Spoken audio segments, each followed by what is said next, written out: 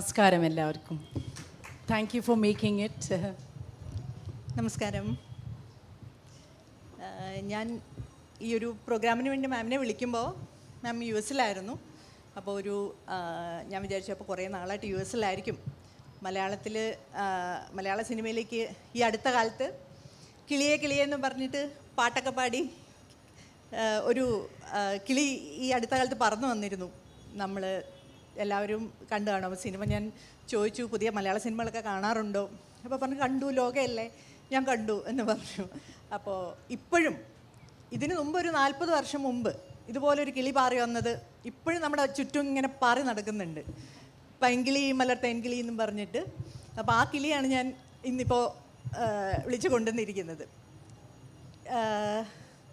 ഒരു 40 വർഷം മുമ്പ് ഇതുപോലൊരു കുരുത്തം കെട്ടൊരു പെൺകുട്ടിയായിട്ടാണ് നമ്മുടെ സിനിമയിലേക്ക് കടന്നു വരുന്നത്. അന്ന് നദിയ അവതരിപ്പിച്ച ഗേളി എന്ന കഥാപാത്രം അന്നത്തെ മലയാളത്തിലെ അന്നത്തെ നമ്മുടെ കേരളത്തിലെ ഒരു വീട്ടിൽ അതുപോലൊരു കുരുത്തം കെട്ട പെൺകുട്ടി ഉണ്ടെങ്കിൽ പൊതുവെ ഇന്നുപോലും നമ്മുടെ വീട്ടുകളിൽ ഇത്രയും വികൃതി കാണിക്കുന്ന ഒരു പെൺകുട്ടി, അതായത് അടുത്ത വീട്ടിലെ പയ്യനെ കണ്ണട വെച്ചിട്ട് പറ്റിക്കുക, എല്ലാം ന്യൂഡായിട്ടാണ് കാണുന്നതെന്ന് പറഞ്ഞ് പറ്റിക്കുക. പിന്നെ നല്ല പ്രായമുള്ള തിലകൻ്റെ കഥാപാത്രം, 3 മക്കളുള്ള ആ കഥാപാത്രത്തിൻ്റെ അടുത്ത് ചെന്ന് ഇടയ്ക്കിടയ്ക്ക് കണ്ണിറുക്കി കാണിക്കുക, അങ്ങനെയൊക്കെ കാണിച്ച് വികൃതിയുടെ മഹാവികൃതിയായ ഒരു പെൺകുട്ടി. അങ്ങനെ ഒരു പെൺകുട്ടിയെ പക്ഷെ അന്നത്തെ കേരളം ഭയങ്കര സ്നേഹത്തോടെയാണ് സ്വീകരിച്ചത്.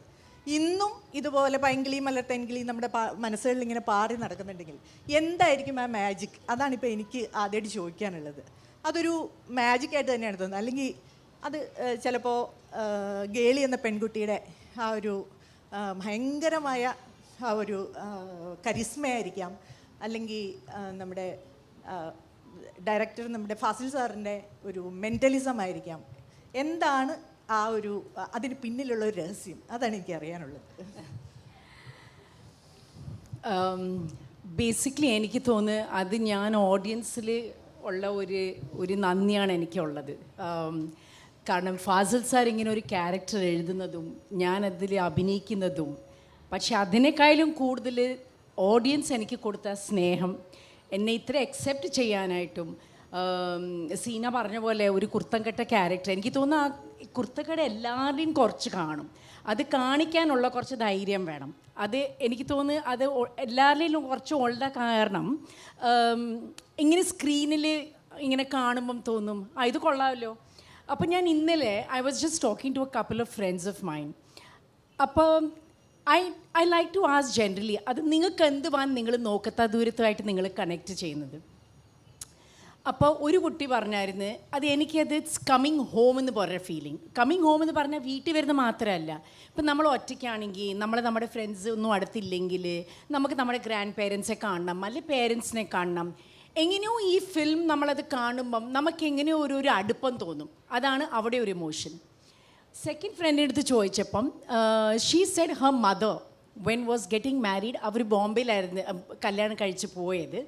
അപ്പോൾ ഈ കല്യാണം കഴിക്കുന്ന മുമ്പ് അവർ ചോദിക്കുക ഞാൻ ഈ ബോംബെ പോകുമ്പോൾ എന്തുപോലത്തെ ഉടുപ്പൊക്കെയാണ് ഞാൻ ഇടേണ്ടതെന്ന്. അപ്പോൾ അന്നേരം നോക്കത്ത ദൂരം ഇറങ്ങിയ സമയമാണ്.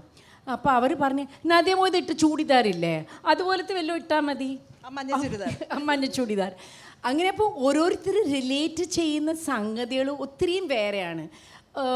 ഇപ്പം നമ്മൾ ഓഡിയൻസിൽ ആരെങ്കിലും പിക്ക് ചെയ്ത് നമ്മൾ ചോദിച്ചാൽ നിങ്ങൾക്ക് നോക്കത്ത ദൂരം കാണുമ്പോൾ നിങ്ങൾക്ക് എന്താ തോന്നുന്നു പറഞ്ഞാൽ ചിലപ്പം നമുക്കൊരു വേറൊരു ആൻസർ കിട്ടുമായിരുന്നു.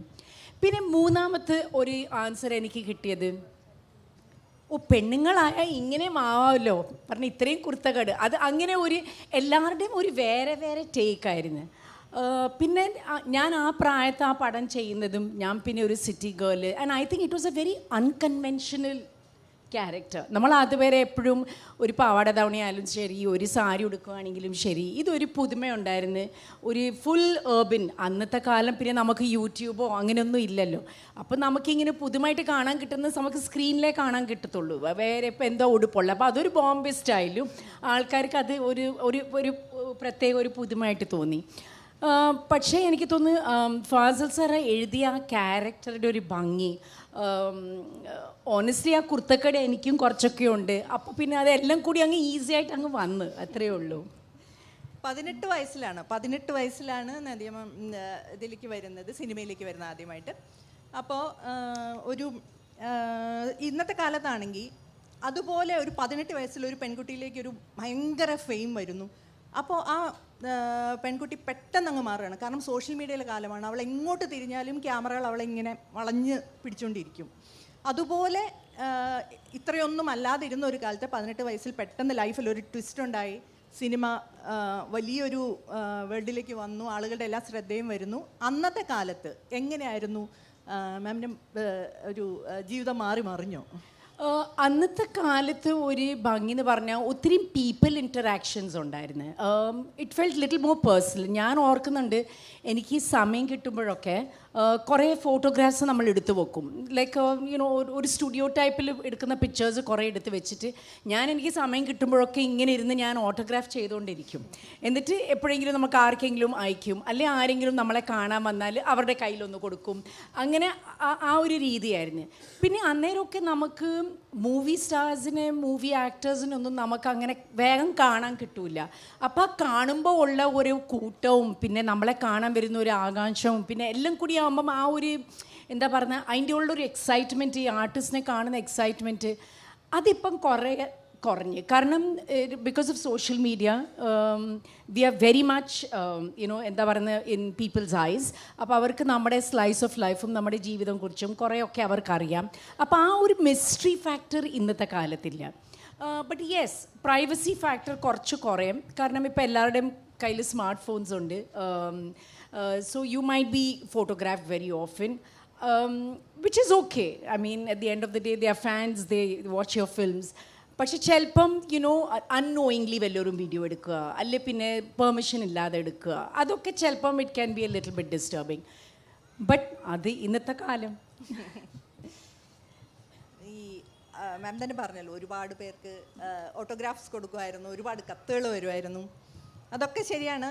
ഇത്രയും സ്മാർട്ടായ ഒരു പെൺകുട്ടി, ഒരുപാട് പ്രേമലേഖനങ്ങളും ഒക്കെ വന്നിട്ടുണ്ടാവും. പക്ഷേ 18 വയസ്സിൽ സിനിമയിലേക്ക് വരുന്നതിന് മുമ്പ് തന്നെ 17 വയസ്സിൽ തന്നെ മഹാരാഷ്ട്രക്കാരനായ ശിരീഷുമായിട്ട് മാം പ്രണയത്തിലായി. അപ്പം അന്ന് തീരുമാനിച്ചു, അതായത് 17 വയസ്സിൽ തീരുമാനിച്ചു കഴിഞ്ഞു എൻ്റെ ജീവിത പങ്കാളി ഇന്ന ആളാണെന്ന് തീരുമാനിച്ച ആളാണ്.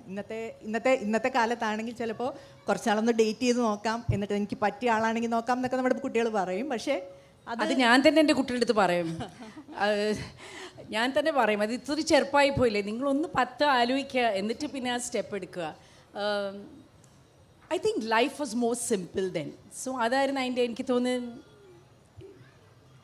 ഐ ഗെസ് എനിക്ക് ആ ക്ലാരിറ്റി ആയിരുന്നു ആ കാലം, ആ രസമുള്ള ഒരു കാലം. ശരിക്കും പറഞ്ഞാൽ അടുത്ത വീട്ടിൽ, അയലക്കത്തെ വീട്ടിൽ അവരുടെ ബന്ധുവായിരുന്ന ഒരു പയ്യനാണ്. ആ വീട്ടിൽ വന്നപ്പോൾ കണ്ട് പരിചയപ്പെട്ടു, അങ്ങനെയാണ് കേട്ടിട്ടുള്ളത്. അല്ല, എൻ്റെ ബേസിക്കലി മൈ ഹസ്ബൻഡ്സ് കസിൻ ഞങ്ങളുടെ ബിൽഡിങ്ങിലായിരുന്നു താമസിച്ചുകൊണ്ടിരുന്നത്. And Shirish my husband use to just live a few buildings away. അങ്ങനെ നമ്മളൊരു കോമൺ ഫ്രണ്ട്സ് ഗ്രൂപ്പിലൊക്കെ നമ്മൾ മീറ്റ് ചെയ്യുമ്പം അങ്ങനെ ഞാൻ ശിരീഷിനെ പരിചയപ്പെട്ടായിരുന്നു. ആൻഡ് അവിടുന്ന് തുടങ്ങിയതാണ്. സോ ഐ ന്യൂ ശിരീഷ് സിനിമയിൽ വരുന്ന മുമ്പ് തന്നെ അറിയാം. ആൻഡ് ഐ ന്യൂ ദറ്റ് ഞാൻ സിനിമയിൽ കുറേ കാലം കാണില്ല, കല്യാണം കഴിച്ചിട്ട് അങ്ങ് സെറ്റിലാവും, അതായിരുന്നു പ്ലാന്. സിനിമയ്ക്ക് വേണ്ടി ഇപ്പം ഇത്രയും ദൂരെയൊക്കെ യാത്ര ചെയ്യുമ്പോൾ അവിടെയുള്ള അഡ്രസ്സ് കളക്ട് ചെയ്തിട്ട് അവിടേക്ക് കത്തയക്കാൻ പറയുമായിരുന്നു എന്നും. അതെ, അത് ചെയ്യുമായിരുന്നു. ഞാൻ ഓർക്കുന്നുണ്ട്, ആ സമയത്തൊക്കെ നമ്മൾ ഈ ട്രങ്ക് കോളൊക്കെ ബുക്ക് ചെയ്യുന്നതും ഇടയ്ക്കിടയ്ക്ക് ഓപ്പറേറ്റർ വന്ന് പറയുന്നതും മാം സമയമായി, ഇനി ഒരു 10 മിനിറ്റും കൂടിയേ ഉള്ളൂ, അങ്ങനെ ഇടയ്ക്കിടയ്ക്ക് വന്ന് അവർ ഇൻട്രപ്റ്റ് ചെയ്യുന്നതും. പക്ഷെ അതിനൊരു കാത്തിരിപ്പ് പറഞ്ഞാൽ, നമ്മളിപ്പോൾ ഈ സമയത്തേക്ക് നമ്മളൊരു കോൾ ബുക്ക് ചെയ്ത് നമ്മൾ അതിനുള്ള കാത്തിരിപ്പ്, അതിനുള്ള ഒരു എന്താ പറയുന്നത്, ഒരു ആകാംക്ഷ, മീറ്റ് സംസാരിക്കാനുള്ളതും അതിൻ്റെ ഒരു ചാമുണ്ടായിരുന്നു. ഞാൻ ഇപ്പോഴും പേഴ്സണലി ഞാനിപ്പോൾ എനിക്ക് എൻ്റെ ഫ്രണ്ട്സോ വല്ലവരും ഉണ്ടെങ്കിൽ എനിക്ക് ടെക്സ്റ്റ് മെസ്സേജ് അയക്കുന്നേക്കാളും ഇഷ്ടപ്പെടുന്നത് ഞാൻ എഴുതി കൊടുക്കുന്ന ഒരു പോസ്റ്റ് കാർഡിൽ വല്ലതും എഴുതി കൊടുക്കുന്നതാണ് എനിക്ക് കൂടുതലും, അതിലൊരു കുറച്ചും കൂടി പേഴ്സണലായിട്ട് എനിക്ക് തോന്നുന്നു.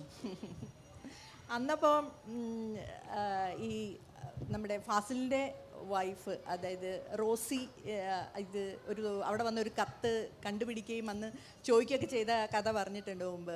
ആരാണ് ഈ ഇവിടേക്ക് ഞങ്ങളുടെ വീട്ടിലേക്ക് ദിവസവും നദിയേക്ക് കത്തെഴുതുന്ന ആരാണെന്ന് ചോദിക്കുകയൊക്കെ ചെയ്തിട്ടുണ്ടെന്ന് പറഞ്ഞ് കേട്ടിട്ടുണ്ട്. അതെ അതെ, അത്രയൊക്കെ പ്ലാൻ ചെയ്യേണ്ടി വരുന്നത്. കാരണം അവിടുന്ന് അമേരിക്കയിൽ പഠിച്ചുകൊണ്ടിരിക്കുന്ന സമയമായിരുന്നു. അവിടുന്ന് കത്ത് വരാനായിട്ട് 10 ദിവസം എടുക്കും. സോ ആ 10 ദിവസം അങ്ങനെ ഞങ്ങൾ ടൈം ചെയ്തിട്ട്, ഇപ്പോൾ ഞാൻ അടുത്ത് വേറെ ഏതെങ്കിലും സിറ്റിയിൽ ഷൂട്ടിന് പോവുകയാണെങ്കിൽ ആ ഹോട്ടലിൻ്റെ അഡ്രസ്സൊക്കെ ഞാൻ നേരത്തെ എഴുതി കൊടുത്ത് അങ്ങനെയൊക്കെ ഇത്ര ഇപ്പൊ ചിലപ്പോൾ എഴുത്ത് കിട്ടിയില്ലെന്ന് വരും, അതിൻ്റെ ഇടയ്ക്ക് ആരെങ്കിലും കൊണ്ടുപോകായിരിക്കും. അപ്പോൾ ഇത്ര ഇതൊക്കെ ആണെങ്കിലും വീട്ടിൽ ഇതിനു മുമ്പ് തന്നെ വലിയൊരു വിപ്ലവ പ്രണയം നടന്നിട്ടുണ്ട്. നദിയ മൊയ്തുവിൻ്റെ പേരൻസ് രണ്ടുപേരും, മൊയ്തു എന്ന കണ്ണൂർക്കാരനും തലശ്ശേരിക്കാരനും തിരുവല്ലക്കാരിയായ ലളിതയും കല്യാണം കഴിച്ചതാണ്. അവർ മുംബൈയിൽ കണ്ട് പരിചയപ്പെട്ട് വിവാഹിതരായതാണ്. അങ്ങനെ അതിനു മുമ്പേ ഒരു വിപ്ലവ കല്യാണം കഴിച്ച പേരൻസ്. പക്ഷേ മകളൊരു മഹാരാഷ്ട്രക്കാരനെ പ്രണയിക്കുന്നു എന്നറിഞ്ഞപ്പോൾ അവർ എങ്ങനെയാണ് പ്രതികരിച്ചത്? ഇല്ല, പേരൻസ് ലവ് മാരേജ് ഒക്കെയാണ്. എനിക്ക് തോന്നുന്നു അതെനിക്ക് എൻ്റെ പേരൻസ് കൊടുത്തൊരു വലിയ ഗിഫ്റ്റാണ് സത്യം പറഞ്ഞാൽ. കാരണം നമ്മൾ ലൈഫിലോട് നോക്കുന്ന വിധം മാറും. നമ്മളെല്ലാം കൾച്ചേഴ്സും എല്ലാം റിലിജനും നമുക്ക് ആഘോഷിക്കാനും, നമ്മുടെ ഇന്ത്യയിലാണെങ്കിൽ കൾച്ചർ മാത്രമാണോ, ഭക്ഷണവും വേറെയാണ്. ഇപ്പം എൻ്റെ പേരൻസ് വരുന്ന നോർത്ത് കേരളയും സൗത്ത് കേരളയും ഭക്ഷണത്തിന് ഒത്തിരിയും വ്യത്യാസമുണ്ട്. സോ അങ്ങനെ you just get more open-minded, you're less judgmental, and most importantly you learn to respect people of other faith. And so I think that has been a great advantage in growing up. എല്ലാവർക്കും കിട്ടാത്ത ഒരു ഭാഗ്യമാണ്. അതെ, അതൊരു ഭാഗ്യം തന്നെ. ഒരു 90കൾ വരെ, 84ലാണ് നമ്മളെല്ലാവരും ഈ നദിയ മൊയ്തു ആദ്യം കണ്ടു തുടങ്ങുന്നത്. 90കൾ വരെ സൗത്ത് ഇന്ത്യൻ സിനിമ അടക്കി വാഴുകയായിരുന്നു എന്ന് പറയാം. തെലുങ്കിലുണ്ടായിരുന്നു, തമിഴിലുണ്ടായിരുന്നു, ഒരുപാട് സിനിമകളിൽ ധാരാളം അഭിനയിച്ച ശേഷം 90ൽ വിവാഹം കഴിഞ്ഞു. പെട്ടെന്നങ്ങ് ഷട്ട് ഡൗൺ ചെയ്യുകയാണ്. ഇത്രയും ആക്റ്റീവായിട്ടുള്ള, ഇത്രയും എനർജറ്റിക് ആയിട്ടുള്ള ഒരു പെൺകുട്ടി വിവാഹം കഴിഞ്ഞ് സ്വയം ഷട്ട് ഡൗൺ ചെയ്ത് അമേരിക്കയിലേക്ക് പോവാണ്. ഹസ്ബൻഡിൻ്റെ കരിയർ, ഹസ്ബൻഡ് സ്വന്തം ജീവിതം, ഇത്തരം കാര്യങ്ങളെ കരുപിടിപ്പിക്കാൻ വേണ്ടി. അതത്ര എളുപ്പമുള്ളൊരു കാര്യമായിരുന്നു സത്യം പറഞ്ഞ. അതെങ്ങനെയാണ്? ചെറുപ്പത്തിൻ്റെ ഗുണമാണ്. ഞാൻ ചെറുപ്പത്തിൻ്റെ ഉള്ളൊരു ഗുണമാണ്. നമ്മൾ ഒത്തിരി ഒന്നും ആലോചിക്കില്ല. പക്ഷെ ഞാൻ നേരത്തെ സിനിമ ചെയ്യുമ്പോഴേ എൻ്റെ പേരൻസ് വളരെ ക്ലിയർ ആയിരുന്നു. അത് എല്ലാത്തിനൊരു സമയമുണ്ട്. സോ കല്യാണം കഴിക്കുന്ന സമയത്ത് കല്യാണം കഴിക്കണം, അങ്ങനെ ആ ഒരു ചിന്താഗതിയും ആ ഒരു സമയവും. സോ അങ്ങനെ ഞാൻ തീരുമാനിച്ചിട്ട് ആ ഒരു ചാപ്റ്റർ ക്ലോസ് ചെയ്ത് പിന്നെ ഒരു പുതിയ ചാപ്റ്ററിലേക്ക് നമ്മൾ തുടങ്ങി. അപ്പോൾ അത് ലൈഫ്. അപ്പോൾ you go with the flow. എങ്ങനെയായിരുന്നു ആ ജീവിതം? ഏകദേശം it was very different. Of course ഞാൻ ഇവിടെ അന്നേരം ആ സമയത്ത് ഞാൻ 84 എൻഡിലാണ് ഞങ്ങൾ നോക്കത്താതൊരു ഷൂട്ട് ചെയ്യുന്നത്. 85ലാണ് അത് റിലീസ് ചെയ്യുന്നത്. പിന്നെ 88 എൻഡ് ആകുമ്പോഴത്തേക്ക് ഞാൻ കല്യാണം കഴിച്ച്. സോ ആ 3 കൊല്ലമായിരുന്നു ഞാൻ ഒത്തിരി ആക്റ്റീവായിട്ടുണ്ടായിരുന്നത്. സോ ആക്ച്വലി ഞാനത് ഇരുന്ന് അങ്ങനെ ഒത്തിരി ആലോചിക്കാനായിട്ടൊക്കെ ഒന്നും ഞാനത് വലിയ കാര്യമാക്കിയില്ല. കാരണം ശരി, ഇതാണ് ഇനിയിപ്പം നമ്മുടെ ജീവിതം. So you go ahead with whatever is there for you now. അങ്ങനെ I didn't really miss. What I missed most was my family. കാരണം നമ്മൾ എപ്പോഴും എല്ലാം കൂടെ ചെയ്യുന്ന സംഗതികളും അങ്ങനെയൊക്കെ. അപ്പം ഒറ്റയ്ക്ക് പോയി അവിടെ എൻ്റെ ഹസ്ബൻഡും ഞാനും മാത്രം. അപ്പം അങ്ങനെയാകുമ്പോൾ ഉള്ള ചില നമ്മൾ ഫാമിലി മിസ് ചെയ്യുന്ന ഒരു സംഭവം അല്ലാതെ മുന്നോട്ട് പോകാനായിട്ടുള്ള ഒരു അത്ര ആലോചിച്ചിട്ടില്ല സത്യം പറഞ്ഞാൽ. പക്ഷെ പഠിക്കണമെന്ന് തോന്നി, മുന്നോട്ട് പഠിക്കണം. അല്ല, അത് ആക്ച്വലി എന്താന്ന് അവിടെ ചെന്നപ്പം my husband thought that I might get bored. അതുകൊണ്ട് he said why don't you join for like some class which keeps you occupied, ഇഷ്ടമുള്ളത് എന്തെങ്കിലും. അങ്ങനെ മാസ് കമ്മ്യൂണിക്കേഷൻ എന്ന് പറഞ്ഞ ഒരു ക്ലാസ്സിന്, ഒരു കോഴ്സിന് ഞാൻ ജോയിൻ ചെയ്ത്. 2 കൊല്ലത്തിൻ്റെ കോഴ്സായിരുന്നു. ഏറ്റവും ബുദ്ധിമുട്ടിയത് കാരണം ആ സമയത്ത് എല്ലാം കമ്പ്യൂട്ടറിലെല്ലാം ടൈപ്പ് ചെയ്യണം. എനിക്കാണെങ്കിൽ ഒരു പരിചയമില്ല ടെക്നോളജീന്. സോ അങ്ങനെ എൻ്റെ ഹസ്ബൻഡ് എന്നെ ഹെൽപ്പ് ചെയ്യുമായിരുന്നു. നല്ലോണം കഷ്ടപ്പെട്ട് പഠിച്ച്. ഞാൻ ഇതുവരെ സ്കൂളിൽ ഇത്രയും പഠിച്ചിട്ടില്ല, അത്രയും ഞാൻ അവിടെ ചെന്ന് കഷ്ടപ്പെട്ട് പഠിച്ച്. കാരണം എന്തോ ഒരു ഫീലിംഗ് ഉണ്ടായിരുന്നു that you have to prove yourself. പിന്നെ എൻ്റെ കോളേജിൽ അത്ര ഇന്ത്യൻസ് ഒന്നും ഇല്ലായിരുന്നു. അപ്പോൾ എവിടുന്നോ നമുക്ക് തോന്നി നമ്മളൊന്നും കുറവല്ല, നമുക്കൊന്ന് കാണിക്കാമെന്ന്. അങ്ങനെ ഒരു തോന്നൽ എവിടുന്നോ വന്ന്. സോ അങ്ങനെ കഷ്ടപ്പെട്ട് ഞാൻ 2 കൊല്ലം I worked hard but enjoyed it. അതൊരു വേറെ experience. Life is at the end of the day it's full of experiences. അതാണ് നമ്മളെ പഠിപ്പിക്കുകയെല്ലാം. ശരിക്കും ആ സമയം എങ്ങനെയായിരിക്കും? ഒരു കോളേജിൽ പോയി പഠിക്കുന്നു, അപ്പോൾ നമ്മളൊരു നടിയായിരുന്നു, ഇത്രയും ഫെയിമുള്ള ആളായിരുന്നു, ഇത്രയും ആളുകൾ നമ്മളെ ആരാധിച്ചിരുന്നതാണ്. ഇത്രയും കാര്യങ്ങളൊക്കെ അങ്ങ് മറന്നുപോയി വേറൊരു കാര്യങ്ങളിൽ കംപ്ലീറ്റ്. അറ്റ്ലീസ്റ്റ് മലയാളികളെങ്കിലും കാണുമ്പോൾ തിരിച്ചറിഞ്ഞ എപ്പോഴെങ്കിലും ആ ഈ നദിയല്ലേ എന്ന് ചോദിക്കില്ലേ ആ ഒരു ജീവിതത്തിൽ? അതെ, അത് ഓഫ് കോഴ്സ് അത് ചോദിക്കുമായിരുന്നു. പക്ഷേ എനിക്ക് തോന്നുന്നു, ഞാൻ എൻ്റെ വേറെ ഇൻ്റർവ്യൂവിലും പറഞ്ഞിട്ടുണ്ട്, എൻ്റെ ഏറ്റവും വലിയ ഭാഗ്യം എന്ന് പറഞ്ഞാൽ ഞാൻ പടങ്ങൾ ചെയ്ത് കഴിഞ്ഞാൽ ഞാൻ ഉടനെ ബോംബെക്ക് പോകും. അപ്പോൾ ബോംബെ പോകുമ്പം എസ്പെഷ്യലി അന്നത്തെ കാലത്ത് ഒരു സൗത്ത് ഇന്ത്യൻ അല്ലാതെ ആരും എന്നെ മനസ്സിലാക്കില്ല. അപ്പോൾ എനിക്ക് ആ ഒരു ഫ്രീഡം എനിക്ക് എൻജോയ് ചെയ്യാൻ കിട്ടി. സോ അതെനിക്കൊരു ഭാഗ്യമായിരുന്നു അത്. സോ ഇപ്പം എൻ്റെ ഫ്രണ്ട്സും അവർ ദേ കെപ്റ്റ് മീ വെരി ഗ്രൗണ്ടഡ്. പേരൻസിന് ഞാൻ അതേപോലെ ഇതുമല്ല, ഫ്രണ്ട്സിന് ഞാൻ അതേപോലെ ഇതുമല്ല, അവർക്ക് ഞാൻ സരീനയാണ്. സോ അങ്ങനെ എനിക്ക് തോന്നുന്നു ആ ലൈഫിൽ ആ ബാലൻസ് വാസ് കോൺസ്റ്റൻ്റ്ലി ദെയർ. അതുകൊണ്ട് ഞാൻ അത്ര ബുദ്ധിമുട്ടിയിട്ടില്ല. ശരിക്കും ഒരു ജീവിതം ശരിക്കും രണ്ടായിട്ട് തിരിക്കാൻ തോന്നുന്നു. ഒന്ന് സെറീനയായിട്ടും ജീവിച്ചു, പിന്നെ നദിയായിട്ടും. അതെ, I just wear different hats when I'm in different places, അത്രയേ ഉള്ളൂ. രണ്ടാമത്തെ വരവെന്ന് പറയുന്നതും ഈ പറഞ്ഞ പോലെ ആദ്യത്തെ വരവ് പോലെ തന്നെ ഗംഭീര വരവായിരുന്നു. 2004 തമിഴിൽ M Kumaran, mother of sun of Mahalakshmi, ആ സിനിമയ്ക്ക് വേണ്ടിയിട്ട് ജയം രവിയുടെ അമ്മയായിട്ടാണ് വരുന്നത്. അത് അന്നെന്ന് പറയുന്ന 38 വയസ്സ് മാത്രമുള്ള നദിയമേതു അന്ന് അത്രയും വലിയൊരു പയ്യൻ്റെ അമ്മയായിട്ട് അഭിനയിക്കുകയാണെന്ന്. അപ്പോൾ അങ്ങനൊരു തീരുമാനമെടുക്കാൻ, അങ്ങനൊരു ഡിസിഷൻ എടുക്കാൻ എങ്ങനെ തോന്നി? ഒരു അമ്മ റോളിലേക്ക് മാറാം എന്നൊരു തോന്നൽ, ആ ഒരു ഡിസിഷൻ എന്ന് പറയുന്ന കുറച്ച് ടെൻഷൻ ഉണ്ടാക്കുന്നതായിരുന്നില്ലേ? എൻ്റെ അടുത്ത് ഈ ക്വസ്റ്റ്യൻ കുറേ പേര് ചോദിച്ചിരുന്നു. At the end of the day we are playing characters. അങ്ങനെ നോക്കുമ്പം നമ്മൾ വയസ്സിന് അത്ര നമ്മൾ ഇമ്പോർട്ടൻസ് കൊടുക്കാൻ പാടില്ല. അതുമല്ല, നമ്മുടെ ഇന്ത്യയിൽ അമ്മമാർക്ക് കൊടുക്കുന്ന ഒരു റെസ്പെക്റ്റും ഒരു സ്റ്റാച്ചറും ഒന്ന് വേറെയാണ്. പക്ഷെ എന്നാലും നമ്മൾ പടങ്ങൾ ചെയ്യുമ്പം നമ്മൾ ഏതെങ്കിലും ഒരു അമ്മ റോളിലെ കോൺടാക്ട് ചെയ്യുമ്പോൾ അവർ ചെന്ന് നിങ്ങൾ if it's like the actor അല്ലെ ദ ഫീമെയിൽ ആക്ടർ അവരുടെ അമ്മയായിട്ട് അഭിനയിക്കുകയാണെങ്കിൽ അവർ പറയാനായിട്ട് ഇച്ചിരി ഒരു ഹെസിറ്റേഷൻ കാണും. പക്ഷെ ആ സമയത്ത് ഞാൻ നോക്കത്ത ദൂരം ചെയ്ത അതേ ആറ്റിറ്റ്യൂഡ് കൂടെയാണ് ഞാൻ M Kumaran son of Mahalakshmi ചെയ്തത്. സൺ ഓഫ് മഹാലക്ഷ്മി ചെയ്യുമ്പോഴും ഞാൻ പറഞ്ഞു, ഓക്കെ, ഒരു നല്ല മദർ ക്യാരക്ടർ, ഒരു പോസിറ്റീവായിട്ട് ചിന്തിക്കുന്ന ഒരു അമ്മ, സ്വന്തം കാലിലാണ് അവരുടെ മോനെ വളർത്തി വലുതാക്കിയത്. She had her principles in place, but she was having fun. നമ്മളെപ്പോഴും അമ്മമാരെ സ്ക്രീനിൽ കൂടുതലും കണ്ടിട്ടുള്ളത് അമ്മ ഈസ് ഓൾവേസ് സാക്രിഫൈസിങ്. ഇപ്പം ഈ ഒരു അമ്മയ്ക്ക് വേറെ ഒരു ഫീലായിരുന്നു. അതുകൊണ്ടൊക്കെയാണ് പിന്നെ ഞാൻ പറഞ്ഞത്, ശരി മക്കളുടെ അവധി സമയത്തൊക്കെ എനിക്ക് ഒക്കുകയാണെങ്കിൽ ഞാനത് ചെയ്യാമെന്ന്. അങ്ങനെ പിന്നെ ചെയ്തതാണ്. അന്നപ്പോൾ മക്കളെ ടെൻഷൻ ഉണ്ടായിരുന്നില്ലേ?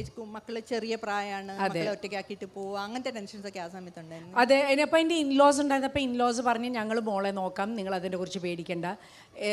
അപ്പം ഞാൻ ആ കുട്ടികളുടെ അവധി സമയമൊക്കെ നോക്കിയിട്ട് ഞാനത് ചെയ്ത്. പക്ഷേ I'm sure many working women can relate to it is not easy to be a working mother. എപ്പോഴെങ്കിലും കാണും ഒരു ഫോൺ കോൾ, ഇതെവിടെയാണ് വെച്ചിരിക്കുന്നത്, അല്ലെ പിന്നെ കുക്കിൻ്റെ മെയ്ഡിൻ്റെ ഫോൺ കോൾ കാണും, അല്ല ഇന്ന് ഞാൻ ഉച്ചയ്ക്ക് എന്തുവാ ഉണ്ടാക്കേണ്ടത്. അപ്പോൾ ഈ പണിയില്ലാതെ നമ്മൾ മറ്റേ കാര്യങ്ങളും നോക്കിക്കൊണ്ടിരിക്കണം, നമുക്ക് എപ്പോഴും തോന്നും. So I think at some point നമുക്ക് ആ സ്വിച്ച് ഓഫ് മോഡ് ഒരിക്കലും വരില്ല. നമുക്ക് എപ്പോഴും നമ്മൾ ആ സ്വിച്ച് ഓൺ മോഡിൽ തന്നെയാണ്. നമ്മൾ പണിയെടുക്കും, നമ്മുടെ പണിയെടുക്കും, എന്നാലും ആ അമ്മയുടെ പണിയും ശരിയായിട്ട് നടക്കണമെന്ന് അങ്ങനെ ഒരു ഫീലിംഗ് ഉണ്ടാവും. ഐ തിങ്ക് സംടൈംസ് നമ്മുടെ പുറത്ത് തന്നെ കുറേ പ്രഷർ നമ്മളെ തന്നെ വരുത്തുന്നതെന്ന് ചിലപ്പം തോന്നിപ്പോവും. അത് നമ്മുടെ കണ്ടീഷനിങ് ആയിരിക്കാം. പക്ഷേ ഇറ്റ് ഈസ് ഹാർഡ്, ബട്ട് ലൈഫിലെല്ലാം സപ്പോർട്ടില്ലാതെ നമുക്കൊന്നിനും മുന്നോട്ട് നീങ്ങാൻ പറ്റില്ല. അപ്പം നിങ്ങളുടെ കൂടെ നിങ്ങളെ നല്ലോണം സപ്പോർട്ട് ചെയ്യുകയാണെങ്കിൽ നമുക്ക് എന്ത് വേണമെങ്കിലും സാധിക്കാം. നല്ലൊരു സപ്പോർട്ട് സിസ്റ്റം ഉണ്ടായിരുന്നു. എൻ്റെ പേരൻസും എൻ്റെ വീട്ടിൽ നിൽക്കുന്നവരും എല്ലാവരും എനിക്ക് നല്ലോണം സപ്പോർട്ട് ചെയ്തായിരുന്നു. ഇൻലോസും ആരാണ് എൻ്റെ ഹസ്ബൻഡും ഓഫ് കോഴ്സ്. ഒരു ഭീഷ്മപർവത്തിൻ്റെ ഒരു പ്രസ് മീറ്റിൽ വെച്ച് മാം പറഞ്ഞു, അന്ന് എല്ലാവരും മമ്മൂക്കെ കാണുമ്പോൾ അസൂയ തോന്നുന്നുണ്ടോ എന്ന് മാമിൻ്റെ അടുത്ത് ചോദിച്ചു.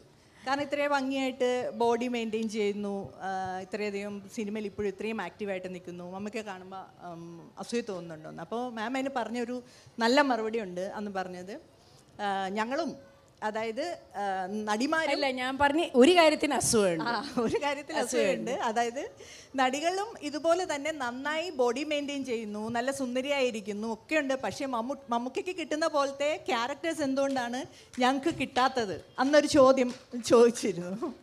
അപ്പോൾ ഇപ്പം ശരിക്കും പറഞ്ഞാൽ അത്തരം ചർച്ചകൾ നിങ്ങൾക്കിടയിൽ നടക്കാറുണ്ട്? നിങ്ങൾ സുഹൃത്തുക്കൾ, അതായത് 80s നടിമാരുടെയും നടന്മാരുടെയും കൂട്ടായ്മകളൊക്കെ നമ്മൾ കാണുന്നുണ്ട്.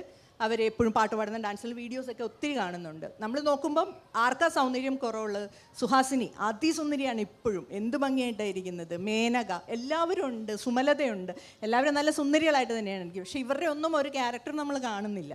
അത്തരം ഒരു കാര്യത്തെക്കുറിച്ച് മാമിന് എന്താ തോന്നുന്നത്? ഇത്തരത്തിലുള്ള ചർച്ചകൾ ഉണ്ട്. അത് എപ്പോഴും ഉള്ളൊരു കൺസേൺ എനിക്ക് തോന്നുന്നത് ഇവിടെ മാത്രമല്ല, അത് എല്ലായിടത്തും ഉള്ളതാ. We live in a very patriarchal society.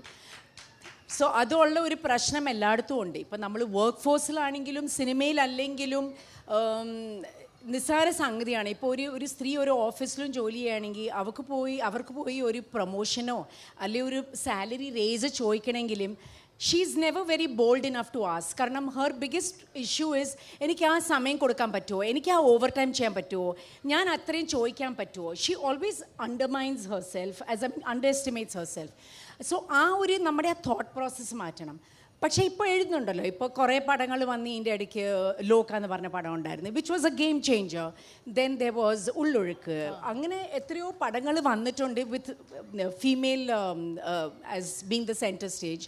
ഹിന്ദിയിൽ ഇപ്പോൾ കുറേ വെബ് സീരീസ് വന്നിട്ടുണ്ട്. മാറ്റങ്ങൾ വരുന്നുണ്ട്, പക്ഷെ അത് സ്ലോ ആയിട്ടാണ് നടക്കുന്നത്, അത്രയേ ഉള്ളൂ. നമുക്ക് അപ്പോൾ ഞാനൊരു സിനിമ ചെയ്യുമ്പം എനിക്ക് ഏറ്റവും ഇഷ്ടപ്പെട്ട ഒരു സംഗതി, I was working with this, എനിക്ക് ആദ്യമായിട്ടുള്ള എക്സ്പീരിയൻസ് ആയിരുന്നു. ഞാൻ മധുമിത വിജയ് എന്ന് പറഞ്ഞ ഒരു ഡയറക്ടറുണ്ട്. അപ്പം ഞങ്ങൾ തമിഴിൽ ഒരു പടം ഞങ്ങൾ ഒരുമിച്ച് ചെയ്തപ്പോൾ it was an episodes, it's called Putham Pudhukaalai Vidiyaadhaa. അതിനകത്ത് കോവിഡ് സമയത്താണ് ഞങ്ങളത് ഷൂട്ട് ചെയ്തത്. അപ്പോൾ അതിലൊരു episode basically was no dialogues. ഞാനും ജോർജാണ് അതിൽ ചെയ്തത്. ആ പടം ഞാൻ ചെയ്യുമ്പം ഇപ്പം ഞങ്ങൾക്ക് എല്ലാവർക്കും ഞങ്ങളുടെ വാൻസ് ഉണ്ടായിരുന്നു. അപ്പോൾ വാൻ ഉണ്ടായിരുന്നു. അപ്പോൾ ഏറ്റവും ഇഷ്ടപ്പെട്ട ഒരു സംഗതി എന്ന് പറഞ്ഞാൽ ആ വാനിൻ്റെ പുറത്ത് നമ്മൾ ആ പടത്തിൽ ചെയ്യുന്ന ക്യാരക്ടറുടെ പേര് എഴുതിയിരിക്കുന്നത്. ശരി.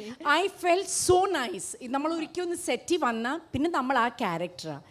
അവിടെ നമ്മൾ നമ്മളൊരു വലിയ സ്റ്റാറാണോ അല്ല ഇതാണോ അതൊന്നും ആലോചിക്കാതെ നമ്മൾ വരുമ്പം നമ്മൾ ആ പടത്തിൻ്റെ ഒരു വലിയ ഭാഗമായിട്ട് നമ്മളൊരു ആക്ടറാണ്. അത് ഞാൻ ആദ്യമായിട്ടായിരുന്നു ഞാൻ അവിടെ കണ്ടത്. അല്ല ചിലപ്പം ചിലതിൽ നമ്മൾ ഹീറോ എന്ന് എഴുതി കാണും, അല്ലെ ഹീറോയിൻ എഴുതി കാണും, അല്ലെ അങ്ങനെ ആകുമ്പം I think this is far more professional എനിക്ക് തോന്നുന്നത്. അതെ, വളരെ നല്ലൊരു മാറ്റമായിട്ടാണ് തോന്നുന്നത്. നമ്മുടെ കേരളത്തിലേക്കും മലയാള സിനിമയിലേക്കൊക്കെ ഈ മാറ്റം വരട്ടെ എന്ന് നമുക്ക് ചിലപ്പോൾ ഉണ്ടായിരിക്കും, എനിക്കറിയില്ല. ഞാനിത് ആദ്യമായിട്ട് അവിടെ കണ്ട്. ശരി. പിന്നെ ഈ 80s ഈ മീറ്റിൽ നിങ്ങളെല്ലാവരും കൂടുമ്പം എന്താണ് നിങ്ങളുടെ ഇടയിൽ ഉണ്ടാകുന്ന ചർച്ചകളൊക്കെ? അപ്പോൾ എല്ലാവരും ഭയങ്കര ക്യൂരിയസ്, ഇവരെന്താണ് ഇപ്പം ഒരു കോളേജിൽ ഒരുമിച്ച് പഠിച്ചവരെല്ലാവരും കൂടെ കൂടും, അവിടെ കുറേ ഡാൻസും പാട്ടും ഒക്കെ ചെയ്യും, പിന്നെ അവർ കുറേ ഗ്രൂപ്പുകളിലൊക്കെ ആക്റ്റീവ് ആകും, അങ്ങനെയൊക്കെ കുറേ കാര്യങ്ങളാണ് സാധാരണ. പക്ഷേ ഈ 80s സിനിമയിൽ അഭിനയിച്ചവരെല്ലാവരും കൂടെ ഒരുമിച്ച് കൂടി അവരെന്താണ് ചെയ്യുന്നത്, എന്താണ് ഇവർ ചർച്ച ചെയ്യുന്നത്, ഇത്തരം കാര്യങ്ങളൊക്കെ എപ്പോഴും ആളുകൾ ആലോചിക്കാറുണ്ട്. എന്തായാലും നിങ്ങളുടെ കോളേജ് റിയൂണിയനും സ്കൂൾ റിയൂണിയൻ പോലെ തന്നെയാണ് ഞങ്ങൾക്കും. In fact that is a time ഞങ്ങൾ കൂടുതലും സിനിമയെക്കുറിച്ചൊന്നും നമ്മൾ സംസാരിക്കില്ല. We just talk about our personal lives, നമ്മുടെ ഫാമിലീസിനെ കുറിച്ച്, അല്ലെ വി പ്ലേ സം ഗെയിംസ്. അങ്ങനെ സിനിമയെ കുറിച്ച് വർത്താനം കുറവാണ്, ഓണസ്റ്റ്ലി സ്പീക്കിംഗ്. ശരി. സാധാരണ ഇൻ്റർവ്യൂസ് ഒക്കെ എടുക്കുമ്പോൾ ഒരു ക്ലീഷേ ചോദ്യം എപ്പോഴും ചോദിക്കാറുണ്ട്. അതായത് സിനിമയിൽ നിങ്ങൾ നടിയായില്ലായിരുന്നെങ്കിൽ, അല്ലെങ്കിൽ സിനിമയിൽ നിങ്ങൾ അഭിനയിക്കുകയല്ലായിരുന്നെങ്കിൽ മറ്റെന്തായിരിക്കും നിങ്ങൾ ചെയ്യുക? ഒരുവിധ പേരും പറയും ഡയറക്റ്റ് ചെയ്യണം, ഇനി ഒരു സിനിമ ഡയറക്റ്റ് ചെയ്യണം, അങ്ങനെയൊക്കെയാണ് പറയാറുള്ളത്. വെറുതെ ഒരു സിനിമ മാമിനടുത്ത് ചോദിച്ചപ്പോൾ എന്നോട് പറഞ്ഞത് ഞാൻ ആർട്ട് ഡയറക്ഷൻ ആയിരിക്കും ചെയ്യുക എന്നാണ് പറഞ്ഞത്. സാബു സിറിലിനെയൊക്കെ പോലെ ഒരു ആർട്ട്, സിനിമയുടെ ബാക്ക്ഗ്രൗണ്ട് സാബുസിലിനെ പോലൊന്നും അല്ല, പക്ഷെ ആ ഒരു പ്രൊഫഷൻ ആ ഒരു ലെവലിലൊക്കെ എത്തേണ്ട ആളായിരുന്നു. പക്ഷെ എന്താണ് അങ്ങനെ ഒരു കാര്യം, അങ്ങനത്തെ ഒരു കാര്യം എങ്ങനെയാണ്? ഇല്ല, ഞാൻ actually I M an art student. ഞാൻ JJ സ്കൂൾ ഓഫ് ആർട്സിൽ പഠിച്ചതാണ്.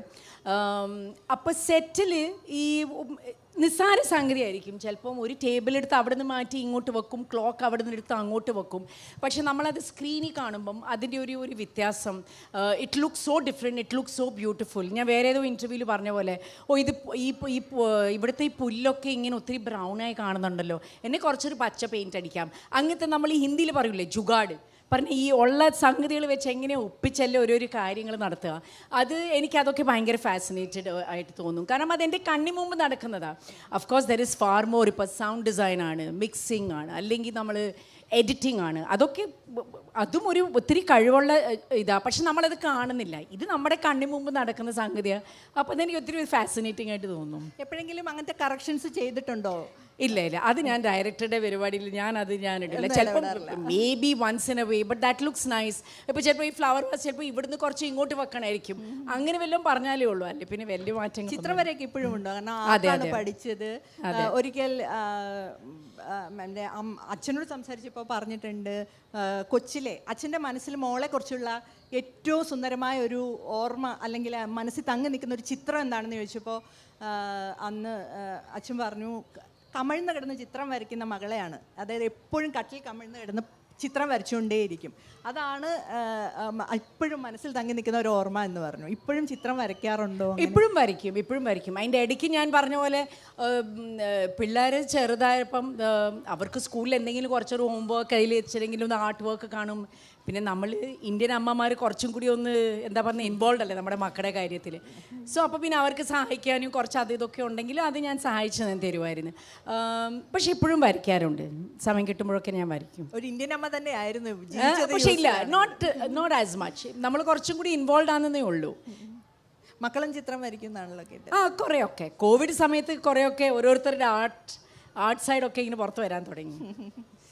പിന്നെ സാധാരണ ഈ നമ്മുടെ അവാർഡ്സ് ഒക്കെ കിട്ടുന്ന പേഴ്സണാലിറ്റീസ് ഉണ്ടല്ലോ, വലിയ അവാർഡുകളൊക്കെ കിട്ടുമ്പോൾ ഇപ്പം റസൂൽ പൂക്കുട്ടി തന്നെ ഒരു ഇൻ്റർവ്യൂവിൽ പറയുന്നുണ്ടായിരുന്നു, നദിയ മൊയ്തു എന്ന നടിയെ അതുവരെ പരിചയമുണ്ടായിരുന്നില്ല. അദ്ദേഹത്തിന് അവാർഡ് കിട്ടിക്കഴിഞ്ഞപ്പോൾ നദിയ പേഴ്സണലി വിളിച്ചു, സംസാരിച്ചു, അഭിനന്ദിക്കുകയൊക്കെ ചെയ്തു. പിന്നീട് വീട്ടിലേക്ക് വിളിക്കുകയും പാർട്ടി നടത്തുകയൊക്കെ ചെയ്തു. അപ്പോൾ അങ്ങനെ അവാർഡുകളൊക്കെ വളരെയധികം വിലമതിക്കുന്ന ഒരാളാണ്. പക്ഷേ 2 സിനിമകൾ അതിമനോഹരമായ പെർഫോമൻസ് ആയിരുന്നു. ആദ്യത്തെ സിനിമയും രണ്ടാമത് വന്നതും അതിമനോഹരമായ പെർഫോമൻസ് ആയിരുന്നു. അതുകൂടാതെ തെലുങ്കിലും മറ്റും ഒരുപാട് പേരോടൊപ്പം പവൻ കല്യാണിൻ്റെ കൂടെ, അല്ലു അർജുൻ്റെ കൂടെയൊക്കെ ഒരുപാട് സിനിമകളിൽ അഭിനയിച്ചിട്ടുണ്ട്. അപ്പോഴൊന്നും ഈ പറഞ്ഞ പോലെ ഒരു വലിയ അംഗീകാരം നദിയെ തേടി വന്നിട്ടില്ല. അത്തരമൊരു കാര്യം എപ്പോഴെങ്കിലും വിഷമിപ്പിച്ചിട്ടുണ്ടോ? അത് ഇല്ല അതിനൊന്നും എനിക്ക് ഈ അവാർഡുകൾ ആൾക്കാരുടെ സ്നേഹമില്ലേ, അതന്നെ ഒരു വലിയ കാര്യമാണ്. ഇത്രയും കൊല്ലങ്ങളായിട്ട് അത്രയും സിനിമകൾ ചെയ്യുന്നില്ല. പിന്നെ വേറെ ഞാൻ എന്ത് പറയാനാണ്? എനിക്ക് അതാണ് ഏറ്റവും വലിയ എനിക്ക് ഈ കിട്ടുന്ന ഈ സ്നേഹം ഇത്രയും കൊല്ലങ്ങളായിട്ട് അതും ഞാൻ അത്ര സിനിമകൾ ചെയ്യുന്നുമില്ല. നോക്കിയും കണ്ട് ചില സിനിമകൾ ചെയ്യുന്നുള്ളൂ. പക്ഷേ ഇപ്പോഴും ആൾക്കാർ നദിയ മൊയ്തുവിനെ കാണാൻ ആഗ്രഹിക്കുന്നത് എൻ്റെ ഒരു ബ്ലെസ്സിങ് ആണ്. ഞാൻ കടപ്പാടുന്നുണ്ട് എനിക്ക്. പക്ഷേ അങ്ങനെ ഞാൻ റസൂലിനെ കുറിച്ച് പറയുമ്പം നമ്മളിങ്ങനെ എല്ലാവരും ഒരു എന്താ പറയുക ഓസ്കേഴ്സൊക്കെ കാണാനൊക്കെ വീട്ടിലിരിക്കില്ല. അതുപോലെ ഞങ്ങളും ഇരുന്ന് ഓസ്കേഴ്സ് കാണാനായിട്ട് അങ്ങനെ റസൂലിന് കിട്ടുന്നത് അത് നമുക്കൊരു as an Indian we are very proud. അത് നമ്മുടെ ഒരാൾക്ക് ഇങ്ങനെ ഒരു ഓസ്കർ കിട്ടുമെന്ന് പറഞ്ഞു. അപ്പം അങ്ങനെ പരിചയമുള്ള ആൾക്കാർ ചില പേര് ഞാൻ അഭിനയിച്ച ആൾക്കാരുണ്ടെങ്കിലും ഞാൻ ഒരു മെസ്സേജ് അയക്കും. അവർക്കൊരു അവാർഡ് കിട്ടിയ അങ്ങനെ വല്ലതാണെങ്കിൽ. പരിചയമില്ലാത്ത ആൾക്കാർക്കും ചിലപ്പോൾ ഞാൻ മെസ്സേജ് അയക്കും. കാരണം എല്ലാവർക്കും ഒരു ഗൗരവമുള്ളൊരു സംഗതിയല്ലേ. So I think it has to be appreciated. ഇവിടെ ഇപ്പോൾ നമ്മുടെ ഈ വേദിയിൽ നമ്മുടെ ഉദ്ഘാടനം തന്നെ ഹോർത്തൂസിന് ഉദ്ഘാടനം നടത്തിയത് മമ്മൂക്കയാണ്. പിന്നെ ഇതിൻ്റെ സമാപനത്തിന് വരുന്നത് ലാലേട്ടനാണ്. ഇനി ഈ സെഷൻ കഴിഞ്ഞ് 1 മണിക്കൂറും കൂടെ കഴിയുമ്പം ഇതേ വേദിയിൽ വരുന്ന റഹ്മാനാണ്. ഇവരോടെല്ലാം ഒപ്പം വർക്ക് ചെയ്തിട്ടുള്ളതാണ് മാം. അപ്പം ഇവരെയൊക്കെ കുറിച്ചിട്ടുള്ള ഒരു എന്താണ് അവരെയൊക്കെ കുറിച്ച് പറയാനുള്ളത്? ശരിക്കും പറഞ്ഞാൽ അഭിനയിച്ച കാലത്തെ ഞാൻ ഇവരുടെ കൂടെ റഹ്മാൻ വിട്ട് മറ്റേ മമ്മൂക്കയും ലാലേട്ടൻ്റെ കൂടെ ഞാൻ അഭിനയിക്കുമ്പം ഞാൻ വളരെ ചെറുപ്പമായിരുന്നു. പിന്നെ അതുമല്ല ഞാൻ ബോംബെയിൽ ജനിച്ച് വളർന്ന കാരണം എനിക്ക് അത്രയും കോമണായിട്ടൊന്നും സംസാരിക്കാനില്ലായിരുന്നു. അന്ന് തന്നെ മലയാളം കഷ്ടപ്പെട്ടിട്ടായിരുന്നു സംസാരിച്ചുകൊണ്ടിരുന്നത്. ഇപ്പോഴും കുറച്ചൊക്കെ കഷ്ടപ്പെടുന്നുണ്ട്, പക്ഷേ എന്നാലും കുഴപ്പമില്ല. അപ്പോൾ അങ്ങനെ അത്ര കോമണായിട്ടൊന്നും ഇല്ലായിരുന്നു. പിന്നെ എൻ്റെ ഫാദർ എപ്പോഴും എൻ്റെ കൂടെ ഉണ്ടായിരുന്നു. അപ്പോൾ ഫാദർ കൂടുതൽ അവരുമായിട്ട് സംസാരിച്ചുകൊണ്ടിരുന്നത്, ഞാൻ സംസാരിക്കുന്നത് കുറവായിരുന്നു. റഹ്മാൻ്റെ കാര്യം പറയുമ്പോഴും റഹ്മാനും കേരളക്കാരനാണെങ്കിലും ജനിച്ച് വളർന്നൊക്കെ പുറത്തായിരുന്നു. പിന്നെയും റഹ്മാനായിട്ട് ഞാൻ എന്തെങ്കിലുമൊക്കെ എനിക്ക് സംസാരിക്കാനും, കാരണം പ്രായം അതുമായിരുന്നു, സെയിം പ്രായം കൂടിയായിരുന്നു. അപ്പോൾ അങ്ങനെയൊക്കെ ആകുമ്പം there was a little bit more of conversation with Rahman. അത്രയേ ഉള്ളൂ. But it's good to see everybody still very active. അതാണ് അതിൻ്റെ ഏറ്റവും വലിയ ഗുണം. ഇത്രയും കാലങ്ങളും ആയിട്ടും അവർ ഇപ്പോഴും ആക്റ്റീവായിട്ട് പടത്തിൽ ചെയ്യുന്ന എല്ലാവരെയും കാണാനും കൊള്ളാം. So you know it's like everybody is like well kept. ഈ യാത്രകൾ എന്ന് പറഞ്ഞാൽ ഭയങ്കരമായിട്ട് യാത്രകളെ സ്നേഹിക്കുന്ന ആളാണെന്ന് തോന്നുന്നു അല്ലേ? ശരിക്കും ഇപ്പോഴത്തെ പെൺകുട്ടികളെല്ലാം യാത്ര ചെയ്യാറുണ്ട്. പക്ഷേ കൂടുതൽ പേരും സോളോ യാത്രകൾ പ്രിഫർ ചെയ്യുന്നുണ്ട്, സ്വന്തം ഫ്രണ്ട്സിനൊപ്പമുള്ള യാത്രകൾ പ്രിഫർ ചെയ്യുന്നുണ്ട്. പക്ഷേ ഈ നദിയ മൊയ്തു യാത്ര ചെയ്യുന്നത് മുഴുവൻ സ്വന്തം കുടുംബത്തിനൊപ്പം. ചെറിയ യാത്രകളല്ല, എപ്പോഴും തന്നെ മിക്കവാറും നമ്മൾ ഇൻസ്റ്റാഗ്രാം തുറന്നു നോക്കിയിട്ടില്ലെങ്കിൽ നദിയ മൊയ്തുവിൻ്റെ പേജസിൽ യാത്രകൾ മാത്രം. എത്ര രാജ്യങ്ങൾ സന്ദർശിച്ചിട്ടുണ്ടാവും അതിനാവും? ഓ കുറേ, അത് എണ്ണീട്ടൊന്നുമില്ല. പക്ഷേ കുറേ ഞങ്ങളുടെ വീട്ടിൽ ആക്ച്വലി ഞാനാണ് ഏറ്റവും കുറവ്. എൻ്റെ മക്കളും എൻ്റെ ഹസ്ബൻഡും അവർക്ക് യാത്ര ചെയ്യാൻ ഒത്തിരി ഇഷ്ടം. അവരുടെ കൂടെ കൂടി ഇപ്പം ഞാനും അങ്ങനെ ആയി. അവരുടെ കൂടെ യാത്ര ചെയ്യുമ്പോൾ ഞാനാണെങ്കിൽ ഒന്നും നോക്കില്ല, അവരാണ് എല്ലാം ഐറ്റിനറി എല്ലാം പ്ലാൻ ചെയ്യുന്നത്. ഓവർ ടൈം നമ്മൾ മനസ്സിലാക്കിയ ഒരു സംഗതി എന്ന് പറഞ്ഞാൽ, നമ്മൾ ഫാമിലി ആയിട്ട് യാത്ര ചെയ്യുമ്പോഴുള്ള ഒരു ഗുണം എന്ന് പറഞ്ഞാൽ, സ്പെഷ്യലി ഇന്നത്തെ കാലത്ത് എല്ലാവരുടെ കയ്യിലൊരു ഫോണുണ്ട്, എല്ലാവരും അവരവരുടെ കാര്യത്തിൽ ബിസി, ഇവർക്ക് മെസ്സേജും മറ്റവർക്ക് മെസ്സേജും. പക്ഷേ യാത്ര ചെയ്യുമ്പോൾ നമുക്ക് കുറേ നേരം കുറേ സമയം നമുക്ക് നമ്മുടെ ഫാമിലീൻ്റെ കൂടെ കിട്ടും. ഇപ്പോൾ ട്രെയിനിൽ പോവുകയാണെങ്കിലും ശരി, ബസ്സിൽ പോവുകയാണെങ്കിലും ശരി, കാറിൽ പോവുകയാണെങ്കിലും ശരി, ചിലപ്പോൾ 2 മണിക്കൂർ ഡ്രൈവ് ആയിരിക്കും. അപ്പോൾ എല്ലാവരും ആ സമയത്ത് എന്തെങ്കിലുമൊക്കെ ഇവിടുത്തെ കാര്യങ്ങളും അവിടുത്തെ കാര്യങ്ങളൊക്കെ പറഞ്ഞ് എല്ലാവരും അപ് ടു ഡേറ്റ് ആവും. സോ എനിക്ക് തോന്നുന്നു അത് ഇറ്റ് ഈസ് ഇമ്പോർട്ടൻറ്റ്. നമ്മൾ ഒത്തിരി ഫാൻസി യാത്രയൊന്നും അല്ല പറയുന്നത്. ചിലപ്പോൾ ഒരു 2 മണിക്കൂർ, ഇപ്പോൾ നമ്മളിപ്പോൾ കൊച്ചിയിൽ നിന്ന് 2 മണിക്കൂർ എവിടെ നമുക്ക് പോകാൻ പറ്റുക, അവിടെ പോയിട്ട് ഒരു രാത്രി 2 രാത്രി ഒന്ന് സ്പെൻഡ് ചെയ്യാൻ കിട്ടുകയാണെങ്കിൽ അത് ഏറ്റവും നല്ല ഒരു ഔട്ടിങ്, ഒരു ചേഞ്ചുമാണ്. You just come back more fresh. So അതിൻ്റെ ഗുണം. എനിക്ക് സോളോ ട്രിപ്പ് എടുക്കാനുള്ള ധൈര്യമില്ല, പക്ഷേ എനിക്ക് പറ്റുകയാണെങ്കിൽ ഞാൻ ചിലപ്പോൾ സോളോ ട്രിപ്പ് ചെയ്തേനെ. സ്ത്രീകളെല്ലാം യാത്ര ചെയ്യണമെന്ന് തന്നെയാണ് പറയുന്നത്. ചെയ്യണം.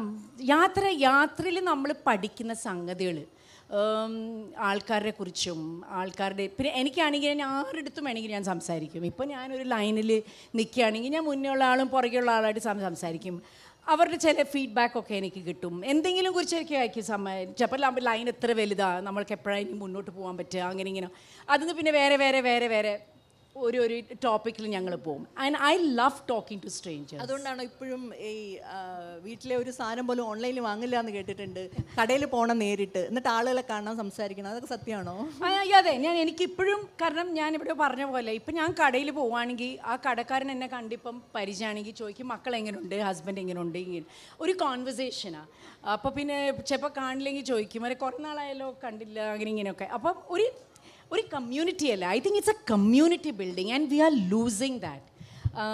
സോ ഐ തിങ്ക് നമ്മൾ അതിനുള്ള എഫേർട്ട്, ആൾക്കാരെ കാണലും ആൾക്കാരെ പരിചയപ്പെടലും ആൾക്കാരായിട്ട് സംസാരിക്കുന്നു, I think it is important. അതിനി നമുക്ക് പ്രത്യേകിച്ച് ഈ സോഷ്യൽ മീഡിയയുടെ ഒക്കെ കാലത്ത്, ആളുകൾ മാറി വരുന്ന ഒരു കാലത്ത് നമ്മളത് മനഃപൂർവ്വം സമൂഹത്തിലേക്ക് കൊടുക്കേണ്ട ഒരു കാര്യമാണെന്ന് തോന്നുന്നു. ആളുകളോട് ഇടപെടുക, ആളുകളെ നേരി കാണുക, സംസാരിക്കാത്ത. അതെ അതിനുള്ള സുഖമൊന്ന് വേറെ തന്നെയാണ്. കാരണം ഇപ്പം എല്ലാവരും ഫോണിൽ നോക്കി മുകളിലോട്ട് ആരും നോക്കുന്നില്ലല്ലോ. സോ അതാണ് ബുദ്ധിമുട്ട്. ഈ യാത്ര ചെയ്യുമ്പോൾ എങ്ങനെ എടുത്തൊരു സ്റ്റൈലിഷ് വേഷങ്ങൾ ഫോട്ടോ എടുക്കാന്നുള്ളത് എനിക്ക് മനസ്സിലാവുന്നില്ല. യാത്ര ചെയ്യുമ്പോൾ എല്ലാവരും ക്ഷീണിക്കും, തളരും. വസ്ത്രങ്ങൾ മിക്കവാറും എന്തെങ്കിലും ഒരു കാഷ്വലൊക്കെ എടുത്തിട്ടൊക്കെ ആയിരിക്കും പോവുക. പക്ഷേ ഈ ഇൻസ്റ്റാഗ്രാമിൽ കാണുന്ന എല്ലാ ഫോട്ടോസിലും ഭയങ്കര സ്റ്റൈലിഷ് ആയിട്ടാണ് നദിയെ കാണുന്നത്. എത്ര രസമുള്ള വേഷങ്ങളാണ്, നല്ല ഭംഗിയുള്ള ഷൂ, എത്ര ഭംഗിയുള്ള സ്റ്റോൾസ് ഒക്കെയാണ് യൂസ് ചെയ്യുന്നത്, നല്ല ബാഗ്സ്. ഇപ്പം തണുപ്പ് സാരത്ത് പോയാൽ ഇപ്പോൾ സ്റ്റോളൊക്കെ നമ്മൾ ഉപയോഗിക്കണ്ടേ, അപ്പോൾ അതില്ലാതെ എങ്ങനെയാണ് പറ്റുക? പിന്നെ എനിക്ക് പൊതുവേ സ്റ്റൈലിൻ്റെ അല്ല, പൊതുവേ കുറച്ച് ഒരുങ്ങാൻ എനിക്ക് ഇഷ്ടമുള്ള ഒരാളാണ് ഞാൻ. കോവിഡ് സമയത്തും എൻ്റെ ഉടുപ്പിനൊക്കെ കഞ്ഞി മുക്കിയൊക്കെ എടുത്തിട്ട് തേച്ചിട്ടൊക്കെയാണ് ഞാൻ ഇട്ടുകൊണ്ടിരുന്നത്. അങ്ങനെ ഇച്ചിരി ഒന്നും അതിൽ ഇൻട്രസ്റ്റ് എടുക്കുന്ന ഒരാളാണ്. നമ്മുടെ മലയാളത്തിലെ അല്ലെ ചുറ്റുമുള്ള സിനിമകളിലെ മറ്റ് ഉണ്ടാകുന്ന സംഭവങ്ങൾ, അത്തരം കാര്യങ്ങളൊക്കെ ശ്രദ്ധിക്കാറുണ്ടല്ലോ മാം? വാർത്തകൾ സിനിമയെ സംബന്ധിച്ചുണ്ടാവും ചിലപ്പോഴൊക്കെ. ഗൗരി കിഷൻ്റെ സംഭവം അറിഞ്ഞിട്ടുണ്ടാവും. ഇങ്ങനെ ഒരു സദസ്സിൽ വെച്ച് ആ പെൺകുട്ടിക്ക് നേരിടേണ്ടി വന്ന ഒരു അനുഭവം.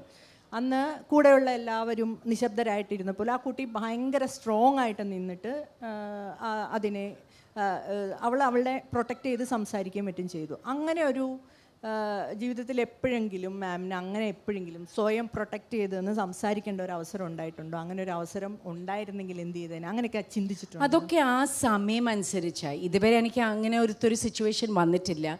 പക്ഷേ ആ സമയത്ത് നമുക്ക് എങ്ങനെയാണ് തോന്നുന്നത്, നമ്മൾ എങ്ങനെയാണ് റെസ്പോണ്ട് ചെയ്യുന്നതെന്ന് നമുക്ക് പറയാൻ പറ്റില്ല. ഗൗരി കിഷൻ അല്ലേ, she actually I think she responded very well. ആ കുട്ടിയുടെ ഏജ് വിത്ത് ബീങ് സോ കാം, അത്രയും കമ്പോസ്ഡ് ആയിട്ട് I think she handle the situation really well. അതുപോലെയുള്ള കാര്യങ്ങളെല്ലാം ഈ സത്യം പറഞ്ഞാൽ അങ്ങനെ ഒരു സിറ്റുവേഷനിൽ എത്തിയ ഒരു പെൺകുട്ടി എങ്ങനെ വേണം, ഏത് രീതിയിലാണ് അങ്ങനെ ഒരെണ്ണത്തിനെ കൈകാര്യം ചെയ്യേണ്ടത്, അത്തരം കാര്യങ്ങളൊക്കെ ആരെങ്കിലും സംശയം ചോദിച്ചിട്ടുണ്ടോ? പെൺകുട്ടികളൊക്കെ വന്ന് ഇന്നത്തെ കാലത്തെ കുട്ടികൾ ആരെങ്കിലും ഉപദേശമൊക്കെ ചോദിക്കാൻ വരാറുണ്ടോ? എന്ത് ചെയ്യണം, എങ്ങനെയാണ്? ചിലപ്പോഴും ചോദിക്കും. ബട്ട് ഐ തിങ്ക് ഇന്നത്തുള്ള പിള്ളേരും യങ്സ്റ്റേഴ്സ് ആർ ക്വൈറ്റ് കോൺഫിഡൻറ്റ്. നമ്മൾ ഒരു ടീനേജർ 20s പിള്ളേരല്ല ഇപ്പോൾ ഉള്ളത്. അവർ ലോകം കുറച്ചും കൂടി കണ്ടിട്ടുണ്ട്. അപ്പോൾ നമ്മളൊക്കെ വലുതാകുമ്പോൾ നമ്മുടെ അച്ഛനമ്മ എന്തോ പറയുന്നത്, ഞങ്ങൾ ലോകം കണ്ട പോലെ നിങ്ങൾ കണ്ടിട്ടില്ല. അതാണ് നമ്മൾ കൂടുതലും കേട്ട്. ഇന്ന് നമുക്ക് നമ്മുടെ മക്കളടുത്ത് അത് പറയാൻ പറ്റില്ല. അവർ ചിലപ്പോൾ നമ്മളെക്കാളും കൂടുതൽ ലോകം കണ്ടിട്ടുണ്ട്. Because they have access to the world far more than we did. So as ഞാൻ എപ്പോഴും പറയുന്നൊരു സംഗതി, എക്സ്പീരിയൻസസ് ആണ് ലൈഫിൽ നമ്മളെല്ലാം പഠിപ്പിക്കുന്നത്. സോ അങ്ങനെ Did I answer your question? അതെ. പിന്നെ ഇപ്പോൾ ശ്വേതാ മേനോനാണ് അമ്മയുടെ പ്രസിഡൻ്റായിട്ട് വന്നിരിക്കുന്നത്. അപ്പോൾ ആദ്യമായിട്ടൊരു ലേഡി സിനിമയിലെ സംഘടനയല്ല, താരങ്ങളുടെ സംഘടനയെ പ്രദാനം ചെയ്ത് വരികയാണ്. അപ്പോൾ അങ്ങനെയുള്ള ഒരു അവസരത്തിൽ എന്താണ് പ്രതീക്ഷകൾ, എന്താണ് എന്തെങ്കിലും സിനിമയെക്കുറിച്ച് മുന്നോട്ടുള്ള കാര്യങ്ങളിൽ, അല്ലെങ്കിൽ സിനിമയിലെ പെൺകുട്ടികളെക്കുറിച്ചൊക്കെയുള്ള പ്രതീക്ഷകളുണ്ടോ? ഞാൻ ആ കമ്മിറ്റിയിൽ അല്ല ബോർഡിലില്ലാത്ത കാരണം എനിക്ക് പറയാൻ പറ്റില്ല what kind of discussions they have. But it's nice. ഒരു ചേഞ്ച്, ഒരു സ്ത്രീയുടെ പോയിന്റ് ഓഫ് വ്യൂ വരും. പക്ഷെ നമ്മളൊരു സ്ത്രീയും പുരുഷനായിട്ട് നോക്കാതെ നമുക്ക് എല്ലാവരും വേണം അതിൽ. അതെല്ലാവരും യുണൈറ്റഡ് ആയിട്ട് നമ്മൾ എടുക്കുന്ന ചില decisions which is fruitful, which is helpful for the movie ഇൻഡസ്ട്രിയാണ്. നമ്മൾ അങ്ങനെ അത് നോക്കണം. അമ്മ എന്നുള്ള രീതിയിൽ മക്കൾക്ക് എന്തെങ്കിലുമൊക്കെ ഉപദേശം കൊടുക്കാറുണ്ടോ? നമുക്ക് ഉപദേശമേ ഉള്ളല്ലോ. അമ്മമാർക്ക് എപ്പോഴും നോക്കിയാലും ഉപദേശമേ ഉള്ളൂ. ഇപ്പം പിള്ളേർ ഇച്ചിരി വലുതായതുകൊണ്ട് ഞാൻ അത്രയൊന്നും ഉപദേശിക്കാൻ പോവില്ല. അവരാണ് അഡ്വൈസ് കൂടുതൽ ഇങ്ങോട്ട്. അവരുടെ ലോകം വേറെയാ, നമ്മൾ അവരുടെ ലോകം അവരുടെ കണ്ണുകൂടെ നമ്മൾ കാണണം. അതാണ് മോസ്റ്റ് ഇമ്പോർട്ടൻറ്റ്. പക്ഷേ അതില്ല. ആൻഡ് ഐ ഓൾവേസ് സേ നമ്മളെന്താ ചെയ്യുന്നത് അത് അവർ കണ്ട് അവർ പഠിക്കുക. സോ അതിനായ ചില ഒബ്സർവേഷനും അതൊക്കെ അവർ നടത്തും. പിന്നെ നമ്മൾ പിള്ളേരെ നമ്മളൊരു രീതി നമ്മൾ വളർത്തും. നമ്മൾ ചെയ്യുന്ന നല്ല കാര്യങ്ങളോ വല്ലതും ഉണ്ടെങ്കിൽ അത് പിള്ളേർ കണ്ട് പഠിക്കുമ്പം അവരത് അവതരിപ്പിക്കുമ്പം നമുക്കതിനുള്ളൊരു സന്തോഷം. അത് നമ്മുടെ ഒരു അപ്ബ്രിങ്ങിങ്ങും നമ്മുടെ ഒരു കൊടുത്ത ഒരു നേർച്ചറിങ്ങും കൂടി അതെല്ലാം കാണുമ്പോൾ ഒരു സന്തോഷം എന്ന് നമുക്ക് പറയാം. ശരിക്കും ജീവിതത്തെക്കുറിച്ച് ഭയങ്കര നന്ദിയോടെ ഒക്കെയാണ് എപ്പോഴും സംസാരിച്ച് കേൾക്കുന്നത്. ഗ്രാറ്റിറ്റ്യൂഡ് എന്ന വാക്ക് ഏറ്റവും കൂടുതൽ ഉപയോഗിച്ച് കേട്ടിട്ടുള്ള ഒരു സ്റ്റാറാണ് ഗ്രാറ്റിറ്റ്യൂഡ് എന്ന. ഒന്നിനെക്കുറിച്ചും അങ്ങനെ പരാതി പറയുന്നത് കേട്ടില്ല. മിക്കവാറും എല്ലാ ഇതിലും ഇൻ്റർവ്യൂസിലൊക്കെ വന്നാലും എനിക്ക് ജീവിതത്തോട് ഭയങ്കര നന്ദിയുള്ള ആളാണ് എന്ന് പറയാറുണ്ട്. അങ്ങനെ പറയുമ്പോൾ ശരിക്കും എന്തായിരിക്കും ഏറ്റവും കൂടുതൽ അങ്ങനെയുള്ള ചില വ്യക്തികളുണ്ടാവില്ലേ ജീവിതത്തിൽ എന്നും നന്ദിയോടെ ഓർക്കുന്ന ആളുകൾ, അങ്ങനെയുള്ള ആളുകളുണ്ട്? അയ്യോ സീന, അങ്ങനെ നമ്മൾ നോക്കാം. അപ്പോൾ ഇവിടെ ഇരിക്കുന്ന എല്ലാവർക്കും ജീവിതത്തിൽ കുറേ പേര് കാണും നമുക്ക് നന്ദി പറയാനും മാത്രമല്ല നന്ദി കാണിക്കാനും. ഞാൻ നിസ്സാര സംഗതി പറഞ്ഞത്, നമ്മൾ ചെറുപ്പത്തിൽ നമ്മൾ ചിലപ്പോൾ കൂടെ കളിച്ച കുട്ടികളായിരിക്കാം, നമ്മളെ അന്നേരം സന്തോഷം വരുത്തിയ ആ പിള്ളേർ, അല്ലെ നമ്മൾ സ്കൂളിൽ പോകുമ്പം നമുക്ക് എന്തെങ്കിലും ഒരു നല്ല കാര്യത്തിന് ടീച്ചർ നമ്മളെ താങ്ക്സ് പറയാം, അല്ലെ ചിലപ്പോൾ നമ്മുടെ വീട്ടിൽ നമ്മളെ സഹായിക്കാൻ നിൽക്കുന്ന സ്ത്രീയോ പുരുഷനാണെങ്കിലും ശരി, അവർ നമുക്ക് ചില സമയത്ത് നമുക്ക് തരുന്ന ചില എന്താ പറയുന്നത് ഒരു ഹെൽപ്പോ അല്ല എന്തെങ്കിലും. അങ്ങനെ ജീവിതത്തിൽ കുറേ പേരുണ്ട്. ഇപ്പോൾ സിനിമയിൽ നോക്കിയാൽ ഞാൻ ആദ്യത്തെ ഗ്രാറ്റിറ്റ്യൂഡ് ഡയറക്ടർ ഫാസിൽ സാറിനെ ഞാൻ കൊടുക്കത്തുള്ളൂ. കാരണം ഫാസിൽ സാർ എന്നെ ഒരു വേറെ ലോകമാണ് എന്നെ ഇൻട്രൊഡ്യൂസ് ചെയ്തത്. ഫാസിൽ സാറിൻ്റെ കാര്യം ആദ്യം എന്നെ കണ്ടുമുട്ടിയത് ഖായസ് ഖാൻ, ഫാസിൽ സാറിൻ്റെ ബ്രദറാണ്. So he's the one who spotted me first. പേരിട്ടതും അദ്ദേഹം തന്നെയാണ്. അവരുടെ ഫാമിലിയിൽ അവർ ഒരുമിച്ചെന്തോ അവർ നിശ്ചയിച്ച ഒരു പേരാണ്. പേരിട്ട ആളെ ഇപ്പൊ നമ്മൾ കണ്ടുപിടിച്ചല്ലോ. ഇത് അവരുടെ കുടുംബത്തിൽ തന്നെ അവർ നിശ്ചയിച്ച അവർ ഇട്ടൊരു പേരാണ് എനിക്ക്. അങ്ങനെ അപ്പോൾ നമ്മുടെ ലൈഫിൽ എന്നും കാണും. ഇപ്പോൾ ഇന്ന് തന്നെ എന്തെങ്കിലും കാണുമ്പോൾ 2-3 സംഗതി നമ്മൾ ഉദ്ദേശിക്കാതെ നല്ലതൊരു എന്തെങ്കിലും നടക്കുകയാണെങ്കിൽ നമ്മൾ അതിനൊരു മനസ്സിൽ നമ്മളൊരു താങ്ക്സ് എന്ന് പറയും. അത് ഒത്തിരി ഇമ്പോർട്ടൻ്റ് ആക്കാൻ എനിക്ക് തോന്നുന്നു. അങ്ങനെ കംപ്ലെയിൻറ്റ് ചെയ്യാൻ നമ്മൾ തുടങ്ങിയാൽ കുറേ കാണും നമുക്ക് കംപ്ലെയിൻറ്റ് ചെയ്യാൻ. പക്ഷെ നമ്മൾ ഗ്രാറ്റിറ്റ്യൂഡ് ആൾക്കാർക്ക് എനിക്ക് തോന്നുന്നു കൂടുതലും ജീവിതത്തിലുള്ള വലിയ വലിയ കാര്യങ്ങളായിരിക്കാം, വലിയ വലിയ ഡ്രീംസ് ആയിരിക്കാം, വലിയ വലിയ എംബിഷൻ ആയിരിക്കാം. പക്ഷേ അവിടെ എത്തുന്ന മുമ്പ് കുറേ സംഗതികളുണ്ട്. എനിക്ക് തോന്നുന്നു ആ സംഗതികൾ നമ്മൾ എപ്രീഷിയേറ്റ് ചെയ്യാൻ തുടങ്ങിയാലില്ലേ, അന്നേരം അവിടെ പോയി എത്തുമ്പോഴത്തേക്ക് I think you are a little bit more happier person than being a little. അതാണ് എൻ്റെ ഒരു ഫണ്ടാ. അതെങ്ങനെ ഒന്ന് കുറച്ചുകൂടെ ഒന്ന് ക്ലിയർ ആക്കാൻ പറ്റുമോ? എന്താണ് ആ ഒരു ഫീൽ, അവിടെ എത്തുന്ന വരെയുള്ള ആ യാത്രയിലുള്ള വിഷമങ്ങളെ? ഇല്ല, of course you might have lot of rejections, or you might have but they even the rejections, as നമ്മളിപ്പോൾ ഒരു ജോബിൻ്റെ കാര്യത്തിന് പോയാൽ,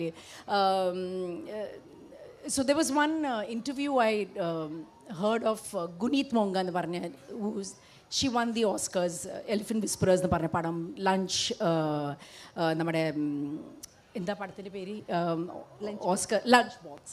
സോ ലഞ്ച് ബോക്സ് ഒക്കെ ഉള്ള പടത്തിൻ്റെ producer. She said her father wanted her to be an insurance agent. Insurance agent ആകാനായിട്ട് അവർ പറഞ്ഞ് എന്നെ അതിൽ ഏറ്റവും കൂടുതൽ പഠിപ്പിച്ചത് റിജക്ഷൻസ് ആണ്. അപ്പോൾ അവിടെ ഫാദർ ഓർത്ത് അത് നമ്മുടെ കുടുംബത്തിലുള്ളവർ അവർ തന്നെ ഇൻഷുറൻസ് ഒക്കെ എടുത്തിട്ട് അങ്ങനെ നിനക്കത് തുടങ്ങാമെന്ന്. പക്ഷേ ആ വഴിയിൽ അവർ കിട്ടിയ റിജക്ഷൻസ്, അവരെല്ലാം ആ റിജക്ഷൻസ് അവർ പറഞ്ഞ് ഏറ്റവും അവസാനം ഏതെങ്കിലും ഒരാൾ യെസ് എന്ന് പറയും. ആ ഉള്ളൊരു ഹോപ്പും ഈ റിജക്ഷൻ ചെയ്ത കാരണമല്ലേ അവർ മുന്നോട്ട് പോയാൽ മറ്റേ ഹോപ്പ് ഓഫ് ബീങ് യെസ് ചെയ്ത്. അപ്പം ഇറ്റ് ഈസ് ഈസി. ഞാൻ പറയുന്നില്ല ഒത്തിരി ഈസിയാണ്. ഇറ്റ് ഈസ് പറയാനായിട്ട് ചിലപ്പോൾ ഈസി ആയിട്ട് തോന്നും, പക്ഷെ അത് എല്ലാവർക്കും ചിലപ്പം പറ്റിയതല്ലായിരിക്കും. അല്ല, ഒരു സങ്കടം, വിഷമാവും, പിന്നെ സങ്കടങ്ങളെ മാത്രം കണ്ടു തുടങ്ങും. എനിക്ക് ജീവിതം വിഷമങ്ങളാണല്ലോ.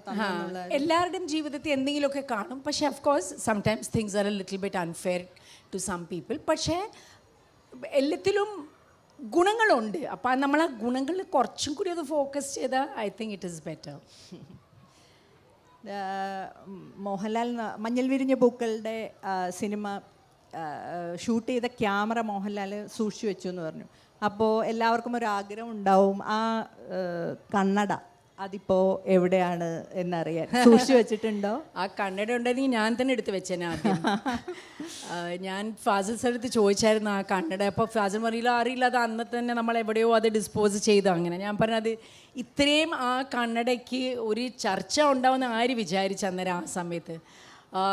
പക്ഷേ എനിക്കത് കിട്ടുകയാണെങ്കിൽ ഞാൻ ഉപയോഗിക്കത്തില്ലായിരുന്നതിന്. പക്ഷേ ഞാനത് എപ്പോഴും ഫ്രെയിം ചെയ്ത് എവിടെയെങ്കിലും വെച്ചേനെ. അതൊരു സങ്കടമുണ്ട് എനിക്കതില്ലാത്തത്.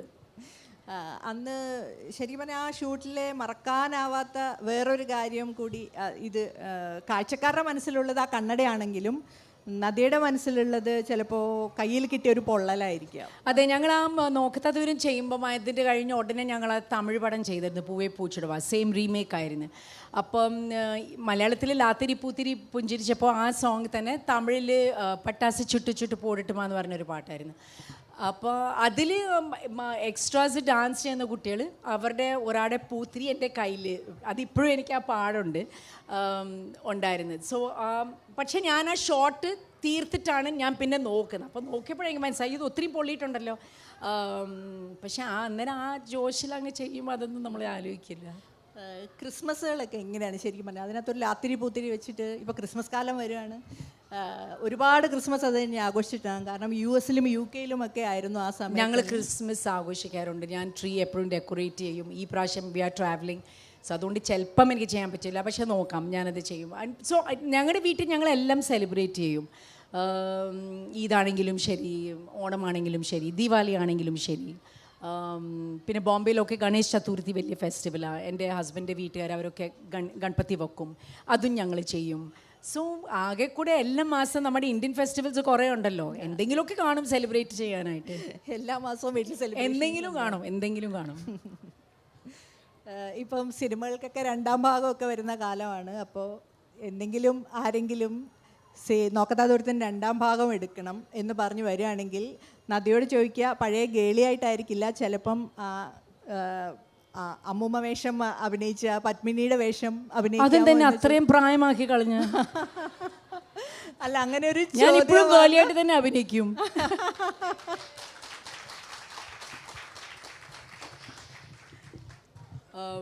അല്ല, ഇടയ്ക്ക് ഞങ്ങൾ അതിനെക്കുറിച്ച് സംസാരിച്ചായിരുന്നു. അതിങ്ങനെ നോക്കത്താ ദൂരത്തിന് പാട്ട് നമ്മളിങ്ങനെ ആക്കണമെന്ന്. കാരണം ഓരോരുത്തരുടെ ലൈഫ്, യുനോ, അഫ്കോഴ്സ് നമ്മുടെ കുറേ സീനിയർ ആക്ടേഴ്സ് ഇപ്പോൾ ഇവിടെ ഇല്ല, പക്ഷേ അതൊരു വേറെ ഒരു ട്രാക്ക് പിടിക്കണം എന്നൊക്കെ തോന്നിയായിരുന്നു അന്നേരം ഞാൻ സിനിമയിൽ തിരിച്ച് വന്നപ്പം. പക്ഷേ അതൊന്നും നടന്നില്ല. നമുക്ക് ഏകദേശം ക്ലോസ് ചെയ്യാനുള്ള സമയമായെന്ന് തോന്നുന്നു. അപ്പോൾ നദിയുടെ ജീവിതം ഇനിയും ഇതുപോലെ നദി പോലെ ഒഴുകട്ടെ എന്ന് ആശംസിച്ചുകൊണ്ട് ഞാൻ അവസാനിപ്പിക്കുന്നു. ചോദ്യങ്ങൾ ചോദിക്കാനുള്ളവർക്ക് ഇനി please. Hello, hello. I was 23 and Nadia here, no? എവിടെയാണ് ഞാൻ You were here. Oh sorry. Yeah. So Nadia, good evening. You were 17 and I was 23 when you were in this നോക്കത്ത ദൂരത്ത്. നോക്കത്ത ദൂരത്ത് കണ്ടുന്നിട്ട്. അപ്പോൾ ഞങ്ങളുടെ വീട്ടിൽ 3 തലമുറകളുണ്ടായിരുന്നു. അപ്പം 3 ഗ്രാൻഡ് മദറിനാണെങ്കിൽ പത്മിനിയുടെ അടുത്ത് ഓടി വന്നിട്ടുള്ള ഗേളിയെ പറ്റിയിട്ടുള്ളതും പിന്നെ വേറെ തക്കാളി പൊട്ടിക്കുന്നുള്ള രസവും ഇതൊക്കെ ആയിരുന്നു. I wanted to ask you one thing. ഇപ്പം നമ്മൾ മമ്മൂട്ടി ഇരിക്കുമ്പോഴാണെങ്കിൽ നമ്മൾ സുലുവിനെ കുറിച്ച് കൂടുതൽ ചോദിക്കാറില്ല, സുൽഫത്തിനെ കുറിച്ച് കൂടുതൽ ചോദിക്കാറില്ല. ലാലിരിക്കുമ്പോൾ നമ്മൾ സുചിത്രയെക്കുറിച്ച് ചോദിക്കാറില്ല. ഇനി വരാൻ പോകുന്ന റഹ്മാൻ ഇരിക്കുമ്പോൾ മെഹ്റൂനെയും കുറിച്ച് അങ്ങനെ ചോദിക്കാറില്ല. പക്ഷേ ആസ് എ ലേഡി ആക്ടർ നിങ്ങളിരിക്കുമ്പോൾ, അതായത് ലേഡി ആക്ട്രസ് ഇരിക്കാൻ നേരത്ത് കൂടുതൽ ചോദ്യങ്ങൾ ഫാമിലിയിലേക്ക് വരുന്നത് എന്തുകൊണ്ടാണ്? അതുപോലെ അതാണ് ഇൻട്രസ്റ്റിംഗ് ക്വസ്റ്റ്യൻ. ഐ തിങ്ക് ഞാനും എൻ്റെ ഫാമിലിനെ കുറിച്ച് കുറേ സംസാരിച്ചിട്ടുണ്ട്. അത് കാരണമായിരിക്കും അവർക്ക് എൻ്റെ ഫാമിലിയെക്കുറിച്ച് ചോദിക്കാനുള്ള ഒരു ഇൻട്രസ്റ്റും അവർ കാണിക്കുന്നത്. അങ്ങനെയാണ് എനിക്ക് തോന്നുന്നത്. എനിക്കറിയില്ല. I mean I have never thought of it. It's an interesting question. Yeah ma'am, you are our next door girl. ഒരു സുന്ദരി കുട്ടീനെ വിളിക്കാൻ തോന്നുന്നു. അയ്യോ, thank you. So are you my dear. ഇപ്പോഴും എപ്പോഴും എന്നും എപ്പോഴും ഞങ്ങളുടെ സുന്ദരി കുട്ടിയാണ്. ഐ മീൻ, ഞാൻ ചെറുതായിരിക്കും തൊട്ട് your hair style, your dress sense എല്ലാം. അയ്യോ, you must have been in negative age. ഞാൻ ചെറുതായിരുന്നപ്പോഴും you must have been like -4 -3. ഞാൻ കണ്ടു തുടങ്ങി എൻ്റെ പ്രായം തൊട്ട് ഞാൻ നോട്ടീസ് ചെയ്തിട്ടുള്ള ഒരു ആക്ട്രസ് ആണ്. അത് മാത്രമല്ല, ഒരു നല്ലൊരു ഹ്യൂമൻ ബീങ് ആയിട്ട് തോന്നിയിട്ടുണ്ട്. വളരെ വളരെ ലൈവ്ലി ആയിട്ടുള്ള ഒരു ലൈഫുള്ള ഒരാളായിട്ട് തോന്നിയിട്ടുണ്ട്. അപ്പോൾ എനിക്ക് ചോദിക്കാനുള്ളത്, ഞാനിപ്പോൾ ഒരു പടത്തിലൊരു ചെറിയ വേഷം ചെയ്തു. അപ്രതീക്ഷിതമായിട്ടാണ് ആ റോള് വന്നത്. അപ്പോൾ ഞാനിപ്പോൾ മാമിനെ കാണുമ്പോൾ പേഴ്സണലി ഉള്ളൊരു ക്വസ്റ്റ്യനാണ് ഞാൻ ചോദിക്കുകയാണ്. ഒരു നടി എന്ന നിലയിൽ, അതിനോടൊപ്പം തന്നെ ഒരു വ്യക്തി എന്ന നിലയിൽ, ഈ ഒരു കാലഘട്ടത്തിനുള്ളിൽ മാമിന് അഭിനയം കാരണം സ്വന്തം ഓൺ സെൽഫിനെ പറ്റി മനസ്സിലായ എന്തെങ്കിലും ഒരു കാര്യം ഞങ്ങളോടൊന്ന് ഷെയർ ചെയ്യാമോ? See, at the end of the day, നമ്മൾ എത്ര വലിയ ആക്ടേഴ്സ് ആയാലും ആരായാലും എത്ര വലിയ കമ്പനിയുടെ CEO ആയാലും at the end of the day you have to be a good human being. കാരണം നമ്മൾ ചിലപ്പോൾ നമ്മുടെ ജീവിതം നമ്മൾ സിനിമാക്കാരുടെ കൂടെ എല്ലായിരിക്കും നമ്മൾ സ്പെൻഡ് ചെയ്യുന്നത്. നമ്മൾ സാധാരണ ആൾക്കാർ കുറേ പേര് നമ്മുടെ ജീവിതത്തിൽ വരും. അവർക്ക് നമ്മുടെ സിനിമാക്കാരുടെ ജീവിതമൊന്നും അവർക്ക് മനസ്സിലാവില്ല. So I think at the end of the day B A nice person, be kind. I think it is very important. And over time we are losing it. ഒരൊറ്റ റിക്വസ്റ്റ് കൂടെ ഉള്ളൂ മാം, ഫ്രീ ആവുമ്പോൾ എനിക്കൊരു ഫോട്ടോ ഒപ്പം എടുക്കാൻ പറ്റും? Definitely. Okay, ശരി, thank you. ഇനി ചോദ്യങ്ങളുണ്ടോ?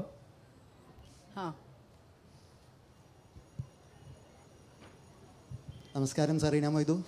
നമസ്കാരം. How is Sanam and Janam? Very good. Thank you. Myself doctor Ramees Rahman. So ma'am പറഞ്ഞതിൽ നിന്ന് ഒരു ചെറിയ ക്വസ്റ്റ്യൻ. ഇപ്പോൾ കയ്യും കാലും വിറയ്ക്കുന്നുണ്ട് മാമിൻ്റെ മുന്നിൽ നിൽക്കുമ്പോൾ. അത്രയ്ക്ക് ഇഷ്ടപ്പെട്ട് കാണാൻ. മാം പറഞ്ഞു പൂവേ പൂച്ചുടവ, പിന്നാലെ വന്ന 3 വർഷത്തിൽ ഒരുപാട് പടങ്ങൾ ചെയ്യുന്നതിനിടയ്ക്ക് പല ചോദ്യങ്ങൾക്കും മാം പറഞ്ഞു അത് അന്നത്തെ പ്രായം അതല്ലേ, ഒന്നും ചിന്തിക്കുന്ന ഒരു പ്രായമല്ല. പക്ഷെ അതേ സമയത്ത് തന്നെയാണ് ma'am, I think you are the first choice for Maine Pyar Kiya. അല്ലേ? സൽമാൻ ഖാൻ്റെ ഹീറോയിനായിട്ട് ബോളിവുഡിലേക്ക് പ്രത്യേകിച്ച് മാം വന്നത് പത്മിനി അമ്മയുടെ സെറ്റിലേക്കാണ്. പത്മിനി അമ്മ ആരാന്ന് അറിഞ്ഞിട്ടാണോ? ഐ മീൻ ഇല്ല, പത്മിനി ആൻറ്റി എനിക്ക് അത്ര പരിചയമില്ലായിരുന്നു. ഞാൻ അത്രയും അവരുടെ പടങ്ങൾ കണ്ടിട്ടില്ല. പക്ഷെ പത്മിനി ആൻറ്റി ആരാന്ന് എനിക്കറിയാമായിരുന്നു. പക്ഷെ എന്നെക്കാളും കൂടുതൽ എക്സൈറ്റഡ് ആയിരുന്നു എൻ്റെ പേരൻസ്. കാരണം ഞാൻ പപ്പയുടെ കയ്യിൽ നിന്ന് ഞാൻ കുറേ ഇങ്ങനെ സ്റ്റോറീസ് കേട്ടിട്ടുണ്ട്. പത്മിനി ആൻറ്റി ആദ്യമായിട്ട് തലശ്ശേരി വരുമ്പോൾ ഇവരെങ്ങനെ ഓടി ആ ട്രെയിനൊക്കെ ഒന്ന് കാണാനായിട്ടൊക്കെ പോയതൊക്കെ പപ്പ സ്റ്റോറി. മലയാളത്തിൽ നിന്ന് ആദ്യമായി ബോളിവുഡിൽ പോയി അഭിനയിച്ച ഒരു ഇന്റർനാഷണൽ മൂവിയിൽ അഭിനയിച്ച ഒരു ആക്ട്രസിന്റെ സെറ്റിലേക്കാണ് മാം ആദ്യമായിട്ട് കാലെടുത്ത് വെച്ചത്, പത്മിനി അമ്മയുടെ അടുത്തോട്ട്. അപ്പം മാം ആ സമയത്ത് ഇങ്ങനൊരു ബോളിവുഡ് ഓഫർ വേണ്ടാന്ന് വെച്ച് ശിരീഷ് സാറിൻ്റെ കൂടെ. ഇല്ല, അങ്ങനെയല്ല. ഞാനൊരു കാര്യം, it was very clear. One thing was very clear. എനിക്ക് സൗത്തിൽ എനിക്ക് കിട്ടിയ സ്നേഹം, എനിക്ക് കിട്ടിയ respect, I did want to lose it. So ഞാനിപ്പോൾ ഒരു ഹിന്ദി പടം ചെയ്താലേ എനിക്ക് റെക്കഗ്നിഷൻ കിട്ടുമെന്ന് ആ ഒരു ചിന്താഗതി ഉള്ള ഒരാളല്ലായിരുന്നു. പക്ഷേ ആ കരിയർ പീക്കിൽ നിൽക്കുമ്പോൾ മാം US-ലേക്ക് പക്ഷെ അത് ഞാൻ എടുത്തൊരു ഡിസിഷനാണ്. സോ അതെനിക്ക് എൻ്റെ ലൈഫിൽ അടുത്ത സ്റ്റെപ്പിലേക്ക് ഞാൻ പോയതായിരുന്നു. ഞാൻ പറഞ്ഞ പോലെ ഇന്നത്തെ കാലത്ത് ചിലപ്പം ഞാനത് ചെയ്തില്ല എന്ന് വരും. ആ സമയം വേറെയാണ്. ആ ഒരു ടൈം, ആ ഒരു തിങ്കിങ് വേറെ ആ സമയത്ത്. ആസ് എ വുമൺ മാമിൻ്റെ മുന്നിൽ ചോയ്സ് വന്നു, career or family life? I would like both. I would like both if I can do it. Okay, thank you. Thank you so much.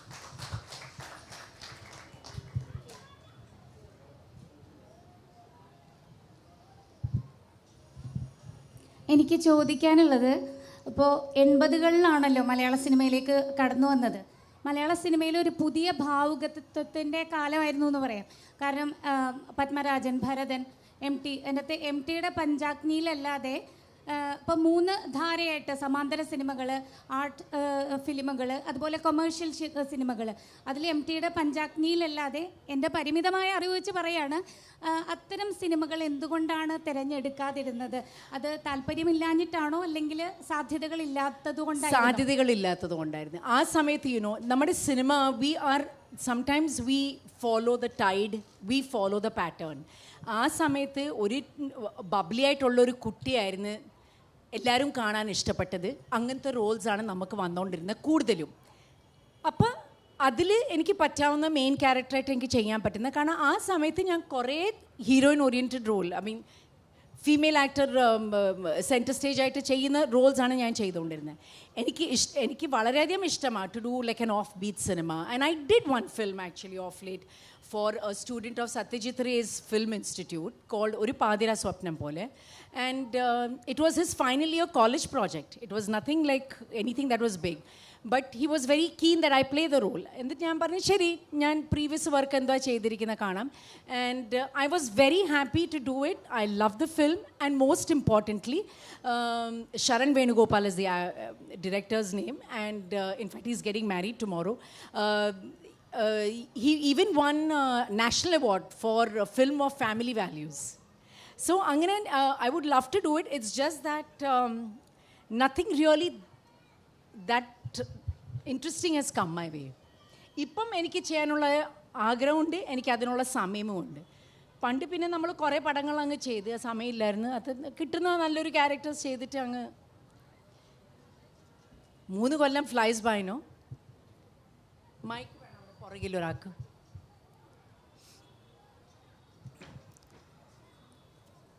അവസാന ചോദ്യമാണ്. Hi ma'am. Hello. Serious question ഒന്നും ചോദിക്കാൻ അറിയില്ല. സാരില്ല, നല്ല ജോലിയുള്ള ക്വസ്റ്റ്യൻ ആയിക്കോട്ടെ.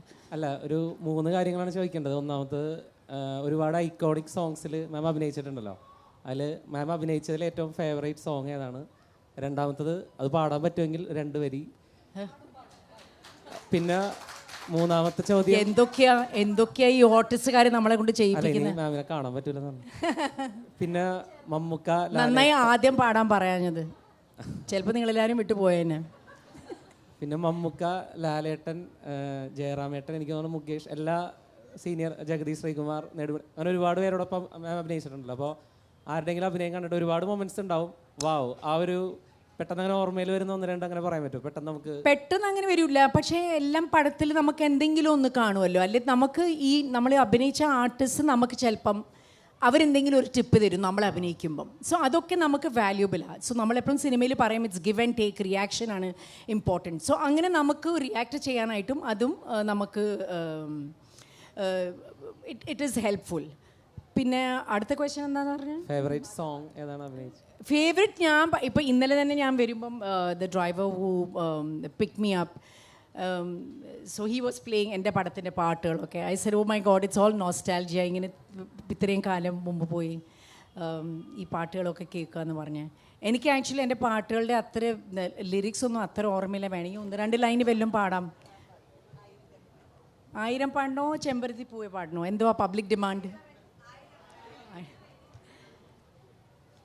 1000 കണ്ണുമായി കാത്തിരുന്നു നിന്നെ ഞാൻ, എന്നിൽ നിന്നും പറന്നകന്നൊരു പൈങ്കിളി, മലർത്തേങ്കിളി, പൈങ്കിളി, മലർത്തേങ്കിളി.